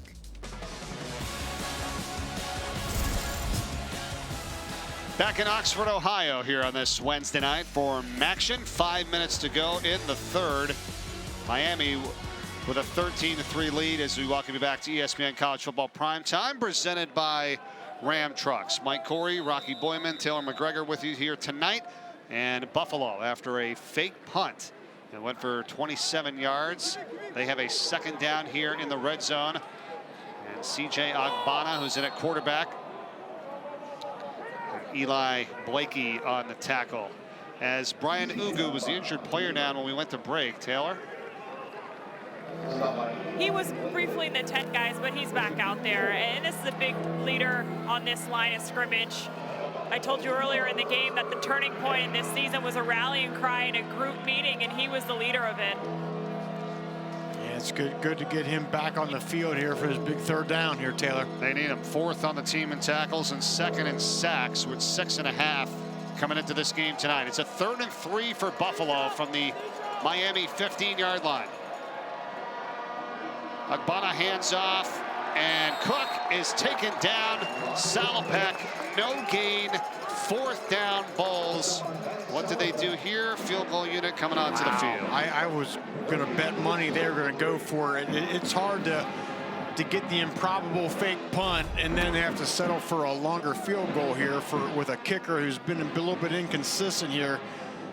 I think had Cook been able to pick up even a yard or 2 there, they would have thought about going for it, but possibly 4th and 3 is tough. I hear what you're saying, but it's also, you get the fake punt, you don't want to come away with nothing either. Yeah, so it's a 33-yard kick here for Alex McNulty. And no trouble there, so that's good. So they do get 3 points on the board. And there was a flag down, however. Hang on. The 18-yard line, far side of the field. Offside. Defense. Wow. Number 2. A 5-yard penalty results in a first down. Wow, can you believe that? Wow. I was just thinking back to Monday Night Football a few nights ago, you know, with 12 men on the field. 12 men. He missed the kick. The game was over. They had no business winning, by the way, with 5 turnovers anyhow, but then they had the 12 men, and then he scores, got it. Unbelievable. On the retry. So now look at this. Buffalo gets new life here. That's something that rarely happens with a Chuck Martin coach team. Second penalty for Miami tonight. That's a big one, though, because it keeps this drive going. So instead of the 3, now they got a chance to get a touchdown as Agbana has Cook to his right. He hands off on the sweep here to Cole Harity, and he's taken down at the 5-yard line by Wise. A little tempo here. They're going to try to capitalize on this opportunity here. Agbana for Cook. Still a little bit shy, but does get closer. So he picks up 2. It is now 3rd down for Buffalo. 3rd and goal from the 3. Gotta imagine he's designed to run here for Agbana. Big kid, this close to the end zone here. Bring in Dom Palizzi in the tight end spot. Offensive lineman that comes in wearing 49 is on the left side of the offensive line. Cook in the backfield. 3rd and goal from the 3 with Agbana from the shotgun. Keeper, and he's in. You called it, Rocky. Touchdown, Buffalo. And C.J. Agbana from 3 yards out. And what a drive for the Bulls. They got the fake punt. They got the penalty on Miami, and they get a touchdown out of it. Yeah, this close to the end zone, those quarterbacks, they smell the pay dirt, and they want to take it in themselves. Good job of just coming straight downhill, not dancing in that hole. Coach Linguist likes it, and you said it, Mike, to get the fake punt and then to get the offsides, get new life from the offsides on the field goal. They punch it in for 6. The game now. What a drive. 7 minutes and 33 seconds on 13 plays, 75 yards, and they end up with a touchdown on the 3rd rushing touchdown of the season for C.J. Agbana. And now this extra point here coming from McNulty can make it a 3-point game, and they do. This was a quarterback who wasn't going to be denied here right around the 5-yard line. He gets the snap and takes that thing straight downhill. Buffalo has new life, only down 3 here at Miami.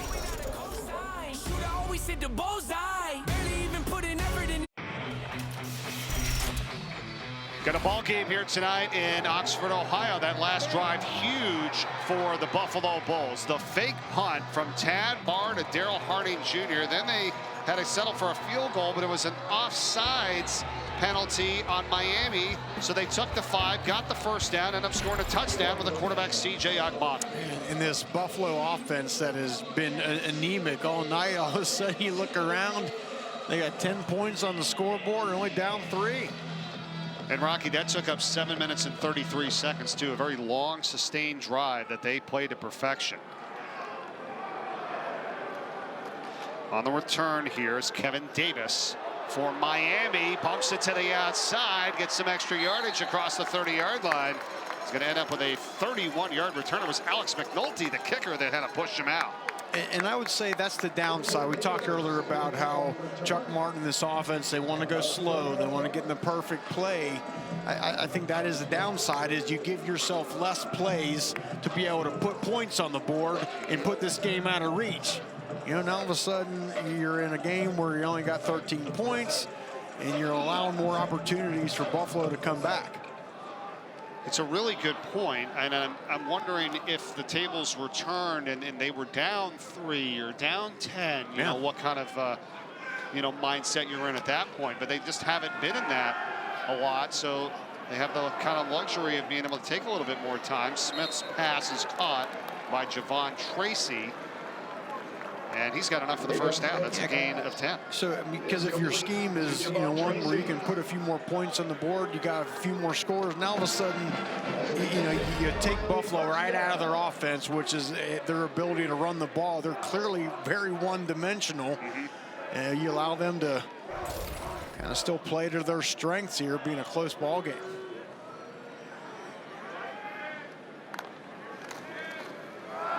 Smith on the keeper. It's up to the 45, picks up 3. Yeah, I guess because of it being a little bit slow and methodical, you wonder, can they get points if they need it, or in a hurry, or, you know, what's that going to happen? What's that like? Well, and let's remember, too, I think the other side of this is they don't have Brett Gabbert. If Brett Gabbert's in there, they have more of the ability, okay, boys, we got to score quick, let's do it. And nothing against Avion Smith, but, you know, Brett Gabbert is an all-MAC player. He's been around for a long time, a ton of experience, can throw the ball well. Another keeper by the quarterback, Smith, and the Bulls bring him down with Crawford after just 3 yards there. And you're right, Gabbert, who broke his leg in the third quarter of that Toledo game 3 weeks back. They lost by 4, Miami did. But then they go back out the next week and they beat Ohio handily. And then they beat Akron last week. And now here they are with a chance with a win to get into the MAC championship game. So a lot still on the line here for the Redhawks in a 3rd down and 4 from their own 48. Buffalo crowding that line of scrimmage right here, Mike. You see it, 5 up front. Give goes to Amos, and he stopped. Damon Williams, first on the scene for Buffalo. That's the end of the quarter. And that takes us to the end of the 3rd quarter. It's going to be 4th down for Miami from midfield. It's a 3-point game here on this Wednesday in action. We'll be back.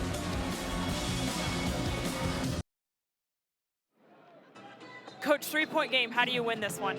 I just got to keep playing good on defense. Defense good all game.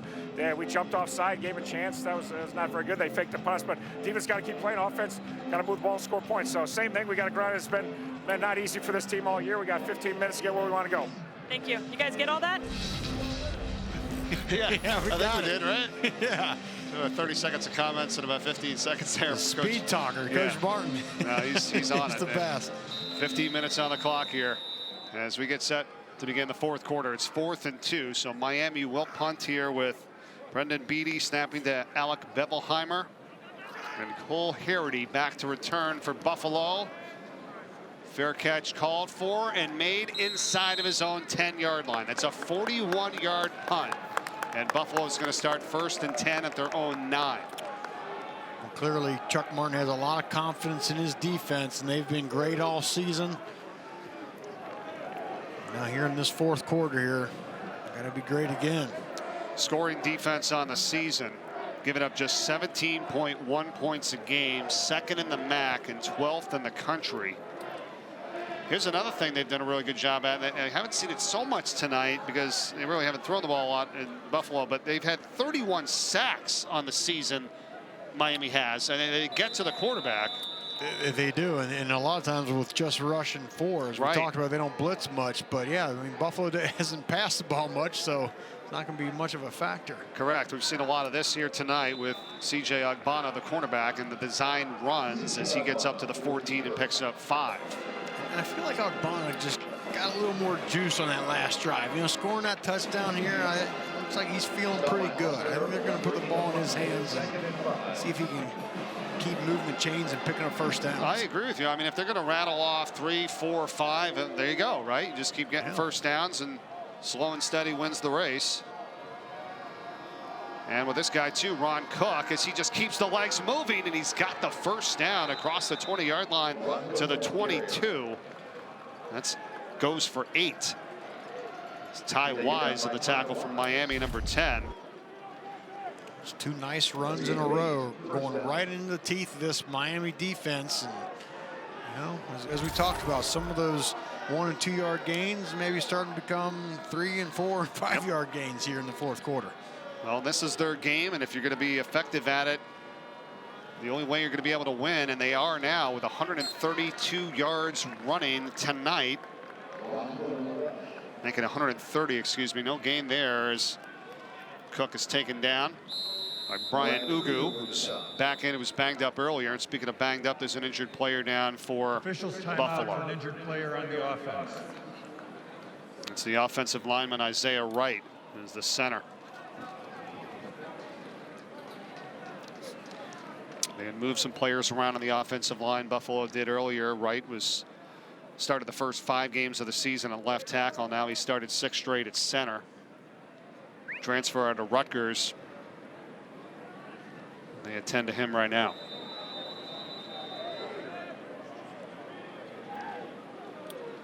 And we'll step aside. Miami 13, Buffalo 10. Injury timeout here in Oxford.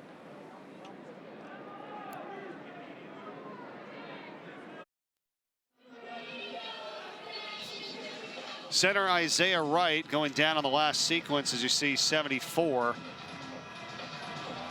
Did get off the field, needed a little bit of help, and he is out. And it's going to be 53, Sidney Walker, that replaces him, the graduate student transfer out of UConn. So now he's in at center. Yeah, that's not an easy position to replace your center. See how that affects this run game here. Yeah, not at all, especially this stage of the game here, too, as Ron Cook carries on a 2nd down run for Buffalo, gets up to the 26-yard line. First down markers at the 32. So here we go. Big 3rd down coming up now for the Bulls.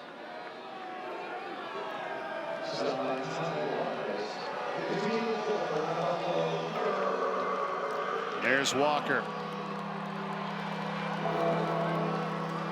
Salopek on D has been big. Cook is limping off the field. A lot going on here in this last sequence. Barksdale has now come in. Needed to get off the field. So Jaquez Barksdale is in now at running back, and Cole Snyder comes in at quarterback. And that means it's got to be a pass, right? You got your best running back and your passing quarterback out on the field. Tonight, Snyder 5 of 10 for 40 yards passing. That's it. 3rd and 6. Incomplete. Looking that time for Daryl Harning Jr., and defending was Rayon Strader for Miami. And Miami had him just right where they wanted him. Clearly a passing situation. They knew that Snyder wanted to get the ball out quick.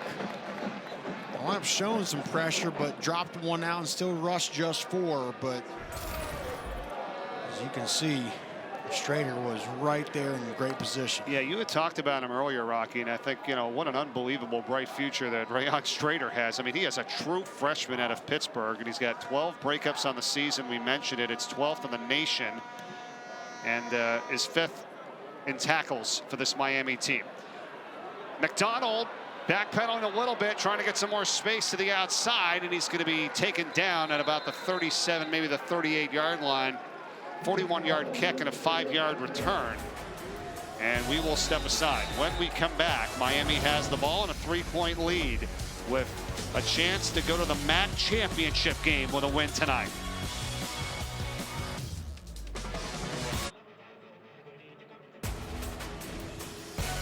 ESPN College Football Primetime is presented by Ram Trucks.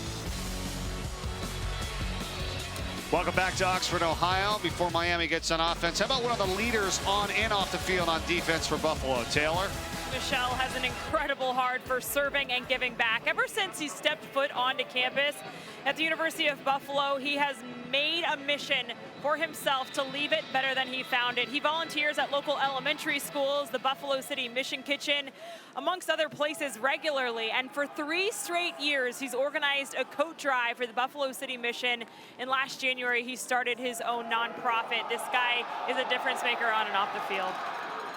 Yes, he is, as Smith runs from Miami to the 46 for the Redhawks. Good stuff there, Taylor. Max Michel, number 6 on D for the Buffalo Bulls. The voice of the defense and leading this team in sacks with 5. You heard the great works that he's doing off the field. A complete player and person for this group. Yeah, a great player on and off the field, but right now on this drive here with under 12 minutes to go, he's got to come up big here to try to stop this Miami rushing attack, which has been great in these situations all year. Could he force a turnover? He's got 4 forced fumbles on the season. And here's Smith on a pass down the sideline, and he's got Javon Tracy, who's made some big plays tonight, and he makes another one as he gets down to the 2-yard line. 52 yards, the longest play of the night, heads up. And that was reminiscent of the play we saw earlier. Joe Wilkins dropped that ball, but a little wheel route up the sideline by Tracy, and Avion Smith put it on the money this time. And one of the best cover guys for Buffalo there with that missed tackle in 43, Charles MacArthurins, and he had a chance to stop him there, but he could not, and now it's 1st and goal for Miami from the 2. Smith hands off Amos, and he goes in for the touchdown.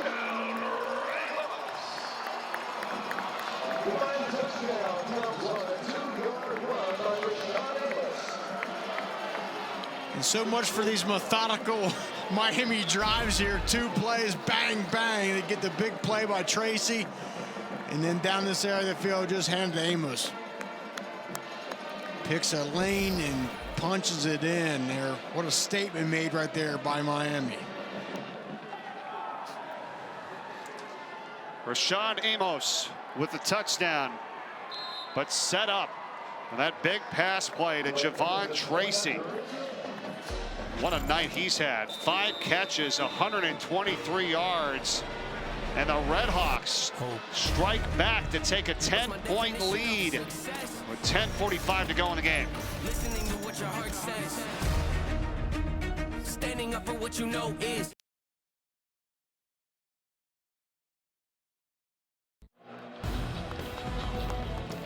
Redhawks by 10 as we remind you to kick off your Week 11 NFL Sunday, 10 a.m. Eastern with the Countdown Crew on ESPN and the app. Of course, all the early breaking stories, injury updates, and more. And then we get ready for Monday Night Football, rematch of the Super Bowl, the Eagles and the Chiefs. 8 o'clock Eastern with Joe and Troy and the Monday Night Football crew. Looking forward to this one for sure on ESPN. 2 of the best teams in the league going at it right there. You got it. Some fun football for mid-November. Ron Cook now on the return for Buffalo, and he gets across the 20, and a flag comes flying in here. Let's wait and get the call. Up to the 24-yard line. Let's see. During the return, holding. Number 32, return team. Half the distance to the goal, 1st and 10. That's what you would expect, and so Buffalo's going to start a little deeper in the territory. Let's go back to the studio and Phil Murphy. Thank you, Mike. Trevor Maddich here with me. An Ohio loss would also clinch the MAC East for Miami. O'Shawn Allison, how's this for a stat line? 9 carries, 12 yards, 2 touchdowns, puts the Bobcats up 17. But Trevor, Marion Lukes pulls the chips a little closer. This is a great second half. I mean, Ohio scored 2 touchdowns their first 2 drives, and CMU answered both of them with touchdowns. This game over on ESPNU. All right, guys. Got 2 MAC games going on here tonight. Miami, though, trying to seal it with a win and earn a spot into the MAC championship game. They are 5-1 in the East Division. Ohio 7-3 on the season right now. They're battling as well, but they need this Miami team to lose, and right now it's a 10-point lead for the Redhawks. Now with just a 10-point deficit and over 10 minutes on the clock, I think Buffalo can still run their offense. They can still stick to running the ball. The most important thing is no matter what, they got to end this drive with points. Agbana is in at quarterback. Harity goes in motion. Just another run once again, and Miami's there for it. I mean, I understand what you're saying, Rocky. They've got to get something on this drive time-wise. I don't know.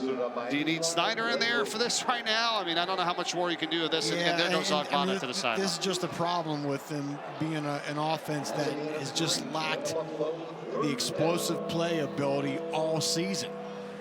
I mean, they still got time. They can go methodical, but man, you can't waste too much time here. The other thing that hurts in this situation of going back and forth with QBs is the rhythm, right? And any sort of consistency whatsoever. Snyder now, as they tee off on him, and the pass is broken up and incomplete. Good job there. It's intended for Harity, and it was Ambe Caldwell that broke that one up. These Miami cornerbacks have played great tonight, right? They have. They've been in great coverage. It seems like every third down, Snyder's tried to something to that flat out there, and every time, whether it's Strader or McKee, in this case Caldwell, those cornerbacks have been right there on the spot. And so they will not get anything on this drive as they have to punt it away with Anthony Vanieri. And McDonald from the 40-yard line takes a couple of hits and keeps going across midfield into Buffalo territory, and he's brought down at the 45-yard line. 15-yard return, and Miami's going to be in Buffalo territory to start this drive with a 10-point lead when we return.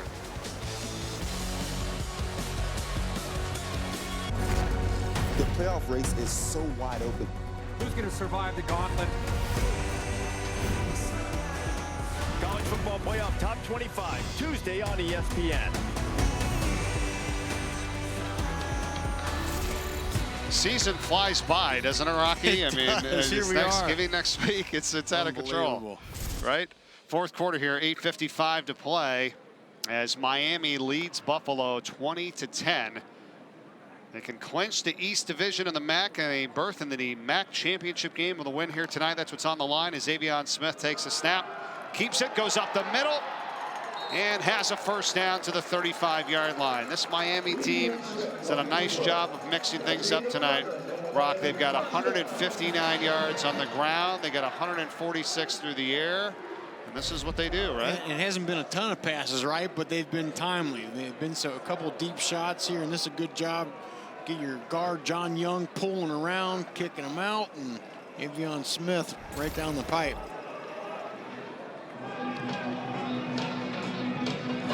Talk about this offensive line for Miami. This has been the same lineup all year. I mean, what a luxury to have. You lose your starting quarterback, but you got consistency on that offensive line. That's huge.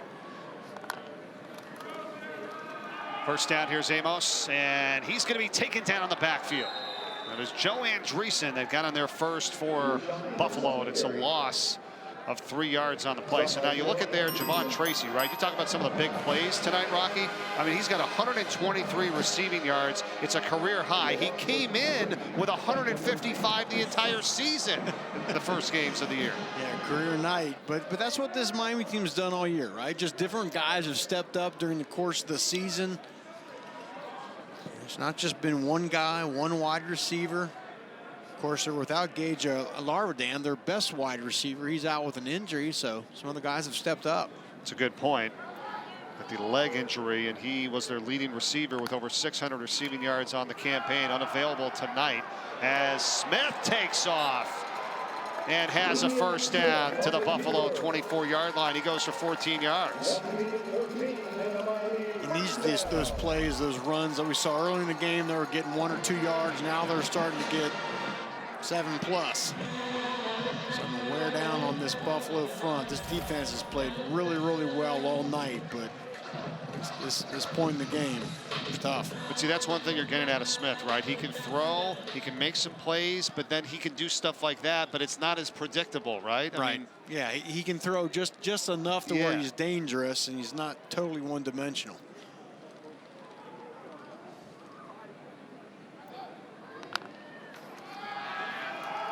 And here's Amos. And again, he's going to lose yardage here. They're all over that again. Same thing with Andreessen. He makes the play. It's a loss of 2, but Miami has a chance to use some clock here, right? They've got a 10-point lead. You get a field goal, you really put the hurt on. You get a touchdown, I think you seal it. Yeah, there's no doubt about it. And that's exactly what Chuck Martin is content to do. As we discussed, he's in no hurry to, at any point in the game, to run up to the line and run a play. So they're going to certainly take their time here, run that play clock down, make sure they're in the best look, make sure they know what the defense is doing, and go. Again, Smith. And brought down on about the 21-yard line, and perhaps maybe even a field goal could seal it, pending how much time might be remaining. But we'll see. There's still 5.5 to go, and it's 3rd down for the Red Hawks. They got to get to the 14. A field goal here would be huge, just because of Buffalo's inability to be a quick strike offense and ability to put up a bunch of points in a short amount of time. Yeah, they could force them into having to get 2 touchdowns. 3rd and 7.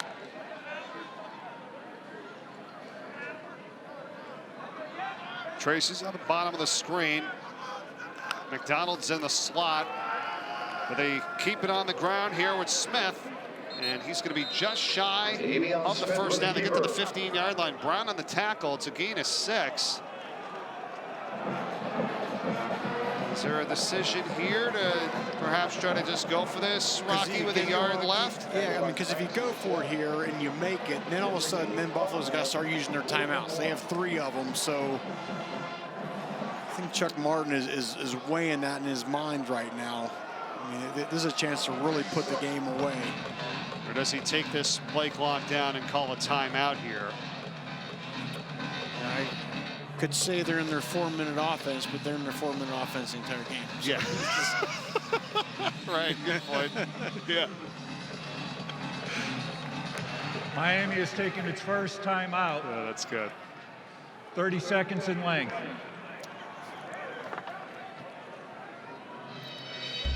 Reset the game clock to 4 minutes, 13 seconds. And they will do that. ESPN is the home to 400+ MAC events. Our next college football matchup, Kent State, Ball State, Saturday, 2 o'clock Eastern. Got volleyball in the MAC Championship Saturday through Monday. Sign up at ESPNplus.com. All right, so Coach Mo in this Buffalo group here. You know, and it's just been some tough starts, right? You know, through the last couple of years. I mean, I like what he has to say when we talk to him. He's got a lot of energy. He's excited. He's a people guy. He brings the whole team over to his house. He cooks steaks, ribeyes. He's got that Texas rub from when he's back down in Dallas where he grew up. And you know, I think he's a really good leader. It just, they need something to kind of go their way, you know, and it's been tough. Miami going to go for it here on 4th down. Amos. He's got it all the way down to the 5-yard line, make it the 4. And they get the 1st down and more there. And now, as I said, I think at some point Buffalo's got to start using some timeouts. Just packing that offensive line. Look at that. Good job by him. His initial surge was stopped, and he just kept them legs pumping and got it. The consistency of the offensive line group, too, has to be noted because this group has started every single game this season. And you go back, really, a couple of players for, you know, 2 or 3+ seasons with Will Jados, John Young, Colby Borders, Ben Jackson, and Reed Holsky. And again, Amos. Rashad Amos on the rush. And a timeout is taken as Damon Williams makes the tackle for Buffalo.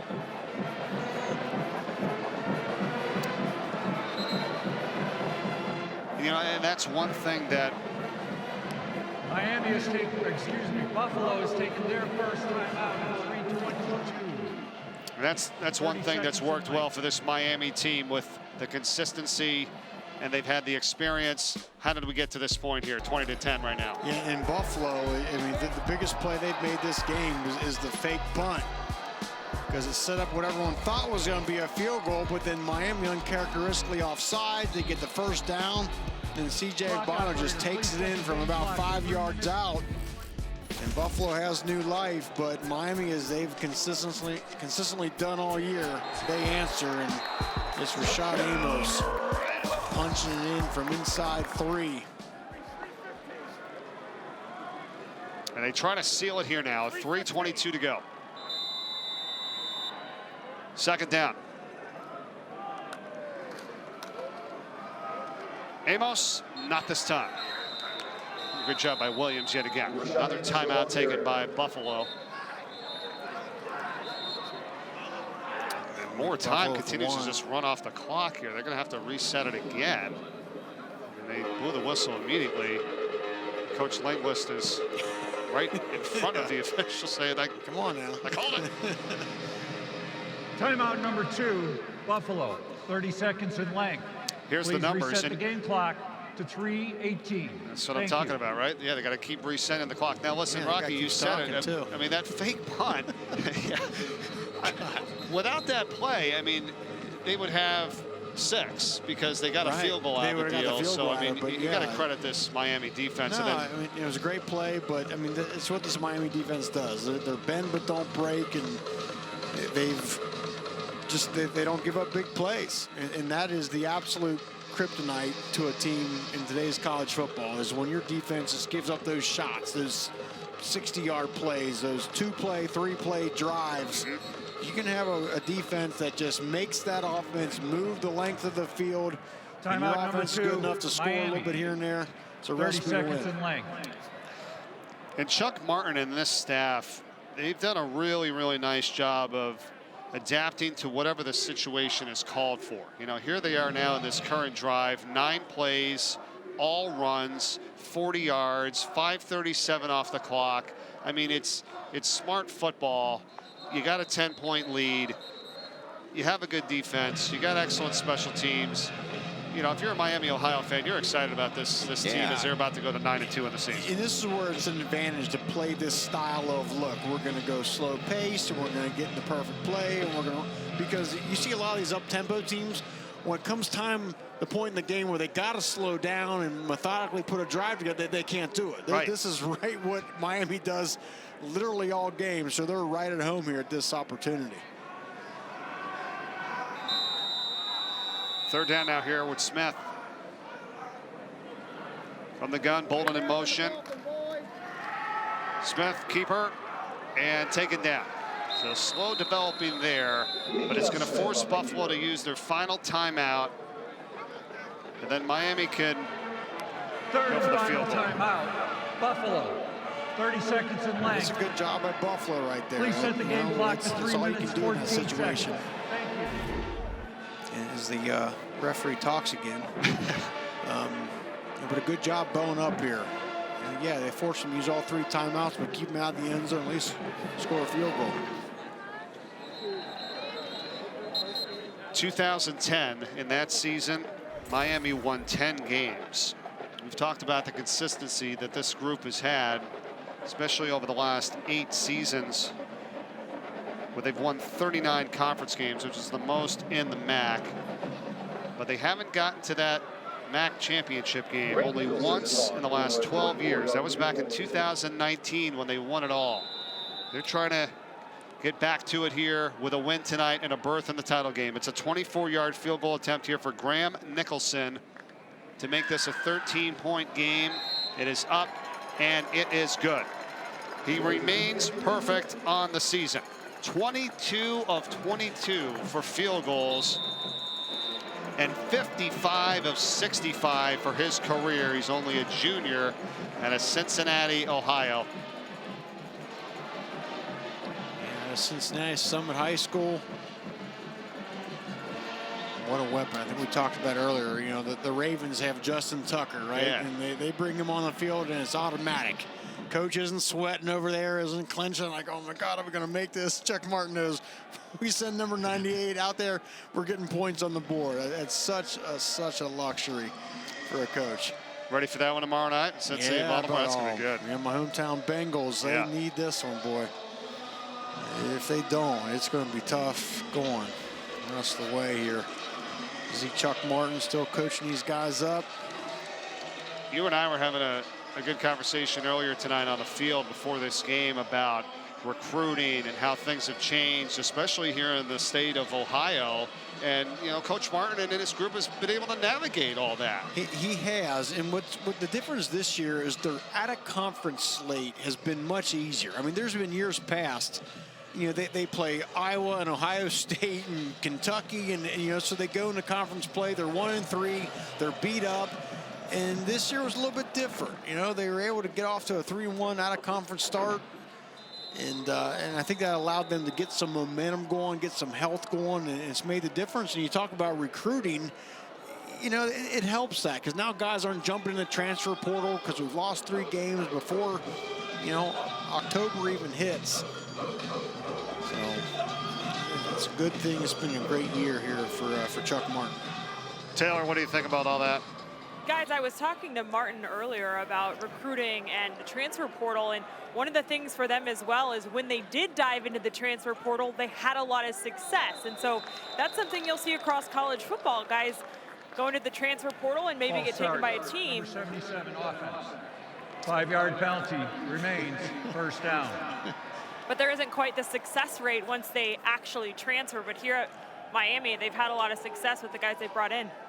Yeah, Taylor, I think coaches are still trying to learning about this transfer portal because it can giveth, but boy, it can taketh away, right? Because all of a sudden you have a bad year and you're like, well, we need to get a couple players. Well, now you need to get more than a couple because 2 of your best players have now transferred somewhere else. It's tough.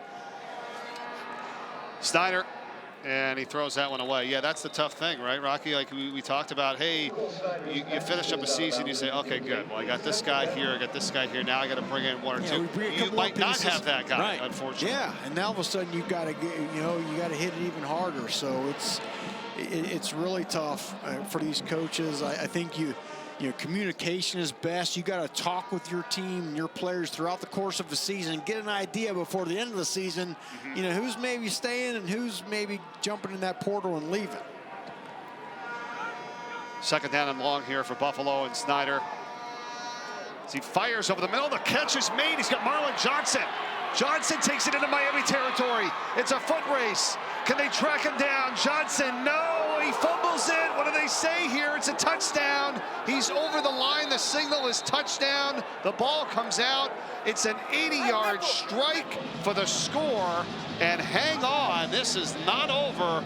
Buffalo scores. Ruling on the field is of a touchdown. The ball came loose after the points were scored.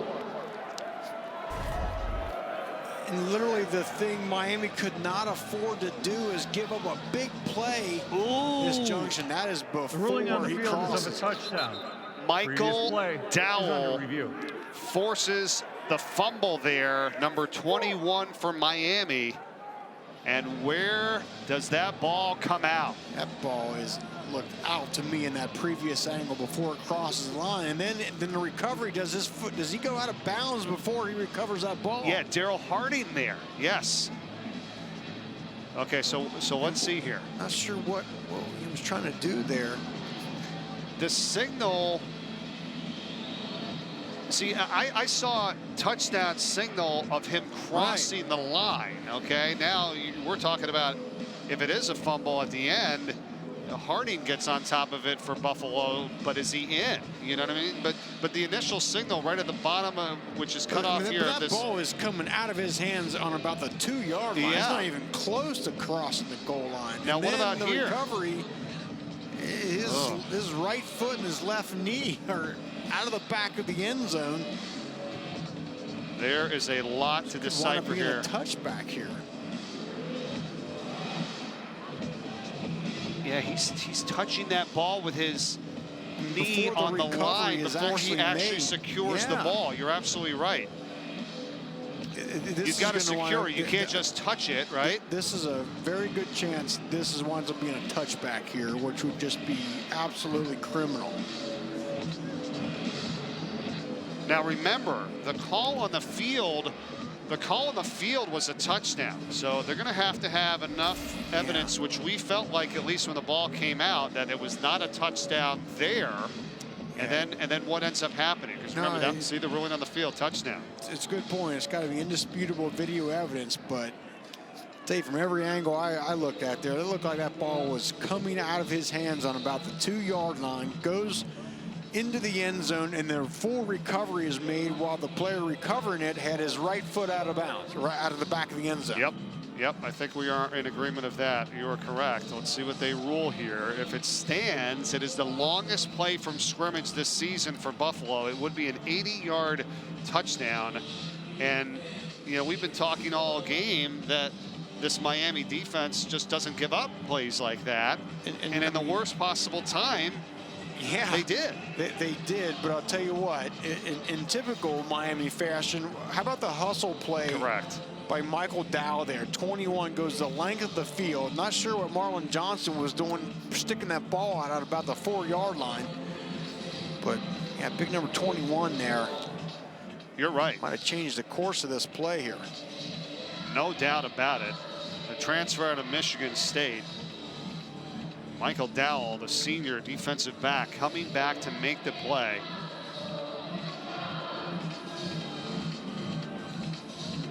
And I think everything that you just said there, Rocky, sounds like that's what's going to be the call with the amount of time that this is taking right here. Yeah, you know, let's. This is... Greg Sujak will let us know. Here we go. After review, the runner lost possession in the field of play.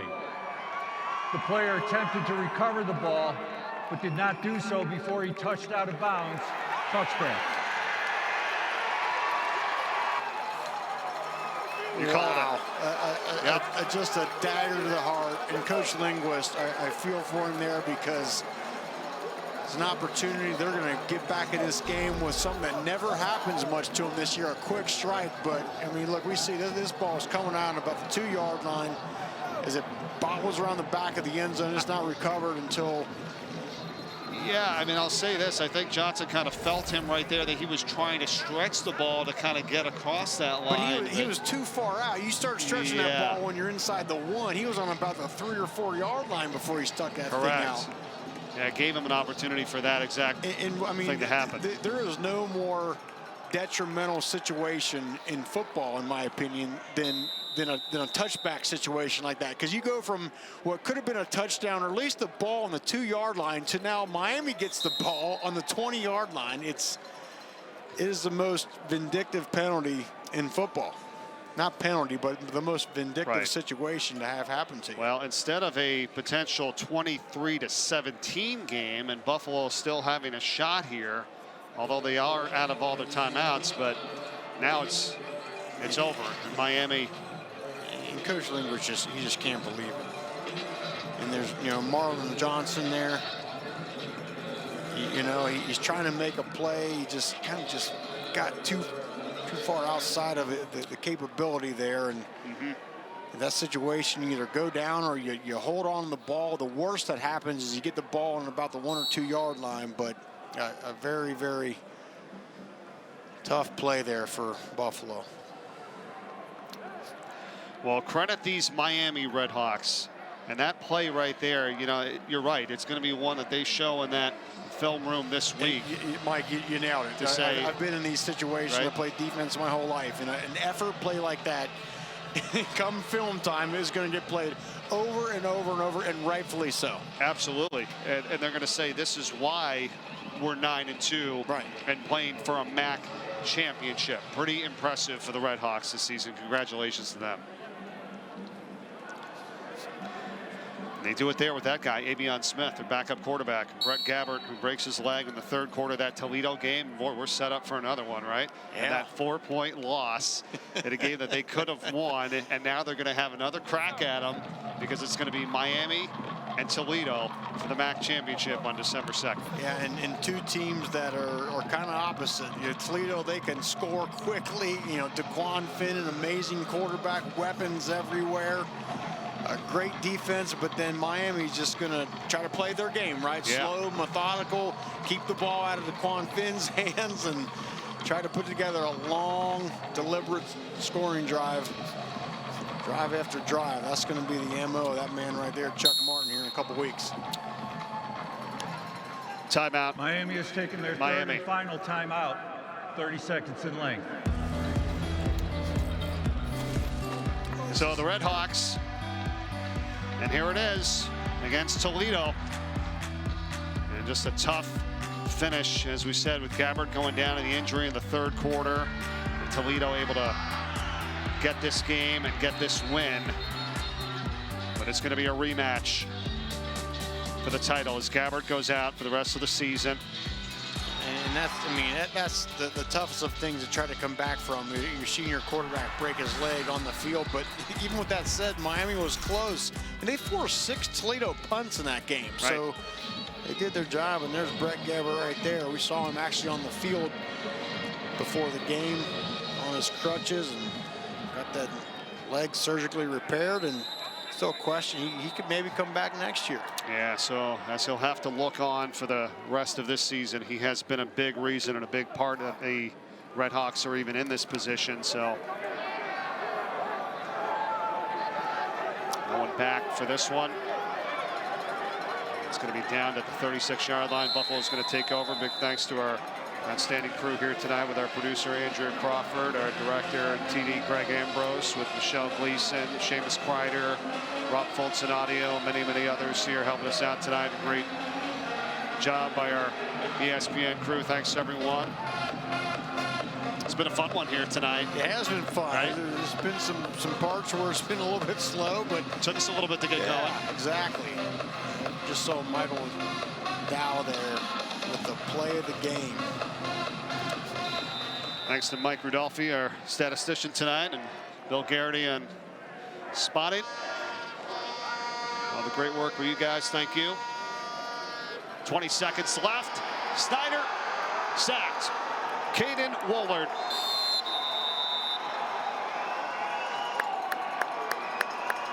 Miami adds to that sack total. And the ball came out. And it was recovered by Brian Ugu.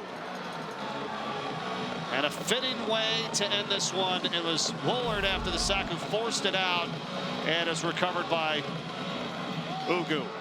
We talked about Miami having 31 sacks, most in the MAC coming in. Haven't had many opportunities tonight with Buffalo mostly running the ball, but here late they get the icing on the cake.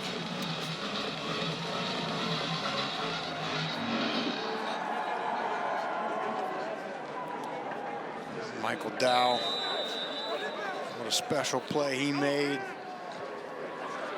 This Miami team has been impressive. They're going to go to 9-2. 6-1 on the MAC. They've clinched the East, and they have earned a spot in the MAC championship game, and they're going to take on Toledo. Congratulations to Chuck Martin and this Miami group as they win it 23-10 tonight over Buffalo. And that's going to be a great ball game in a couple weeks. You know, we talked about it. I think the matchup and the slow, methodical Miami versus Toledo, who can score pretty quickly. But that Miami defense, as we saw tonight, is very, very tough. That's all for us. For Taylor McGregor and Rocky Boyman, Mike Corey, so long from Oxford, Ohio. Thanks for watching. Time now for Sports Center. Here's Michael Eaves.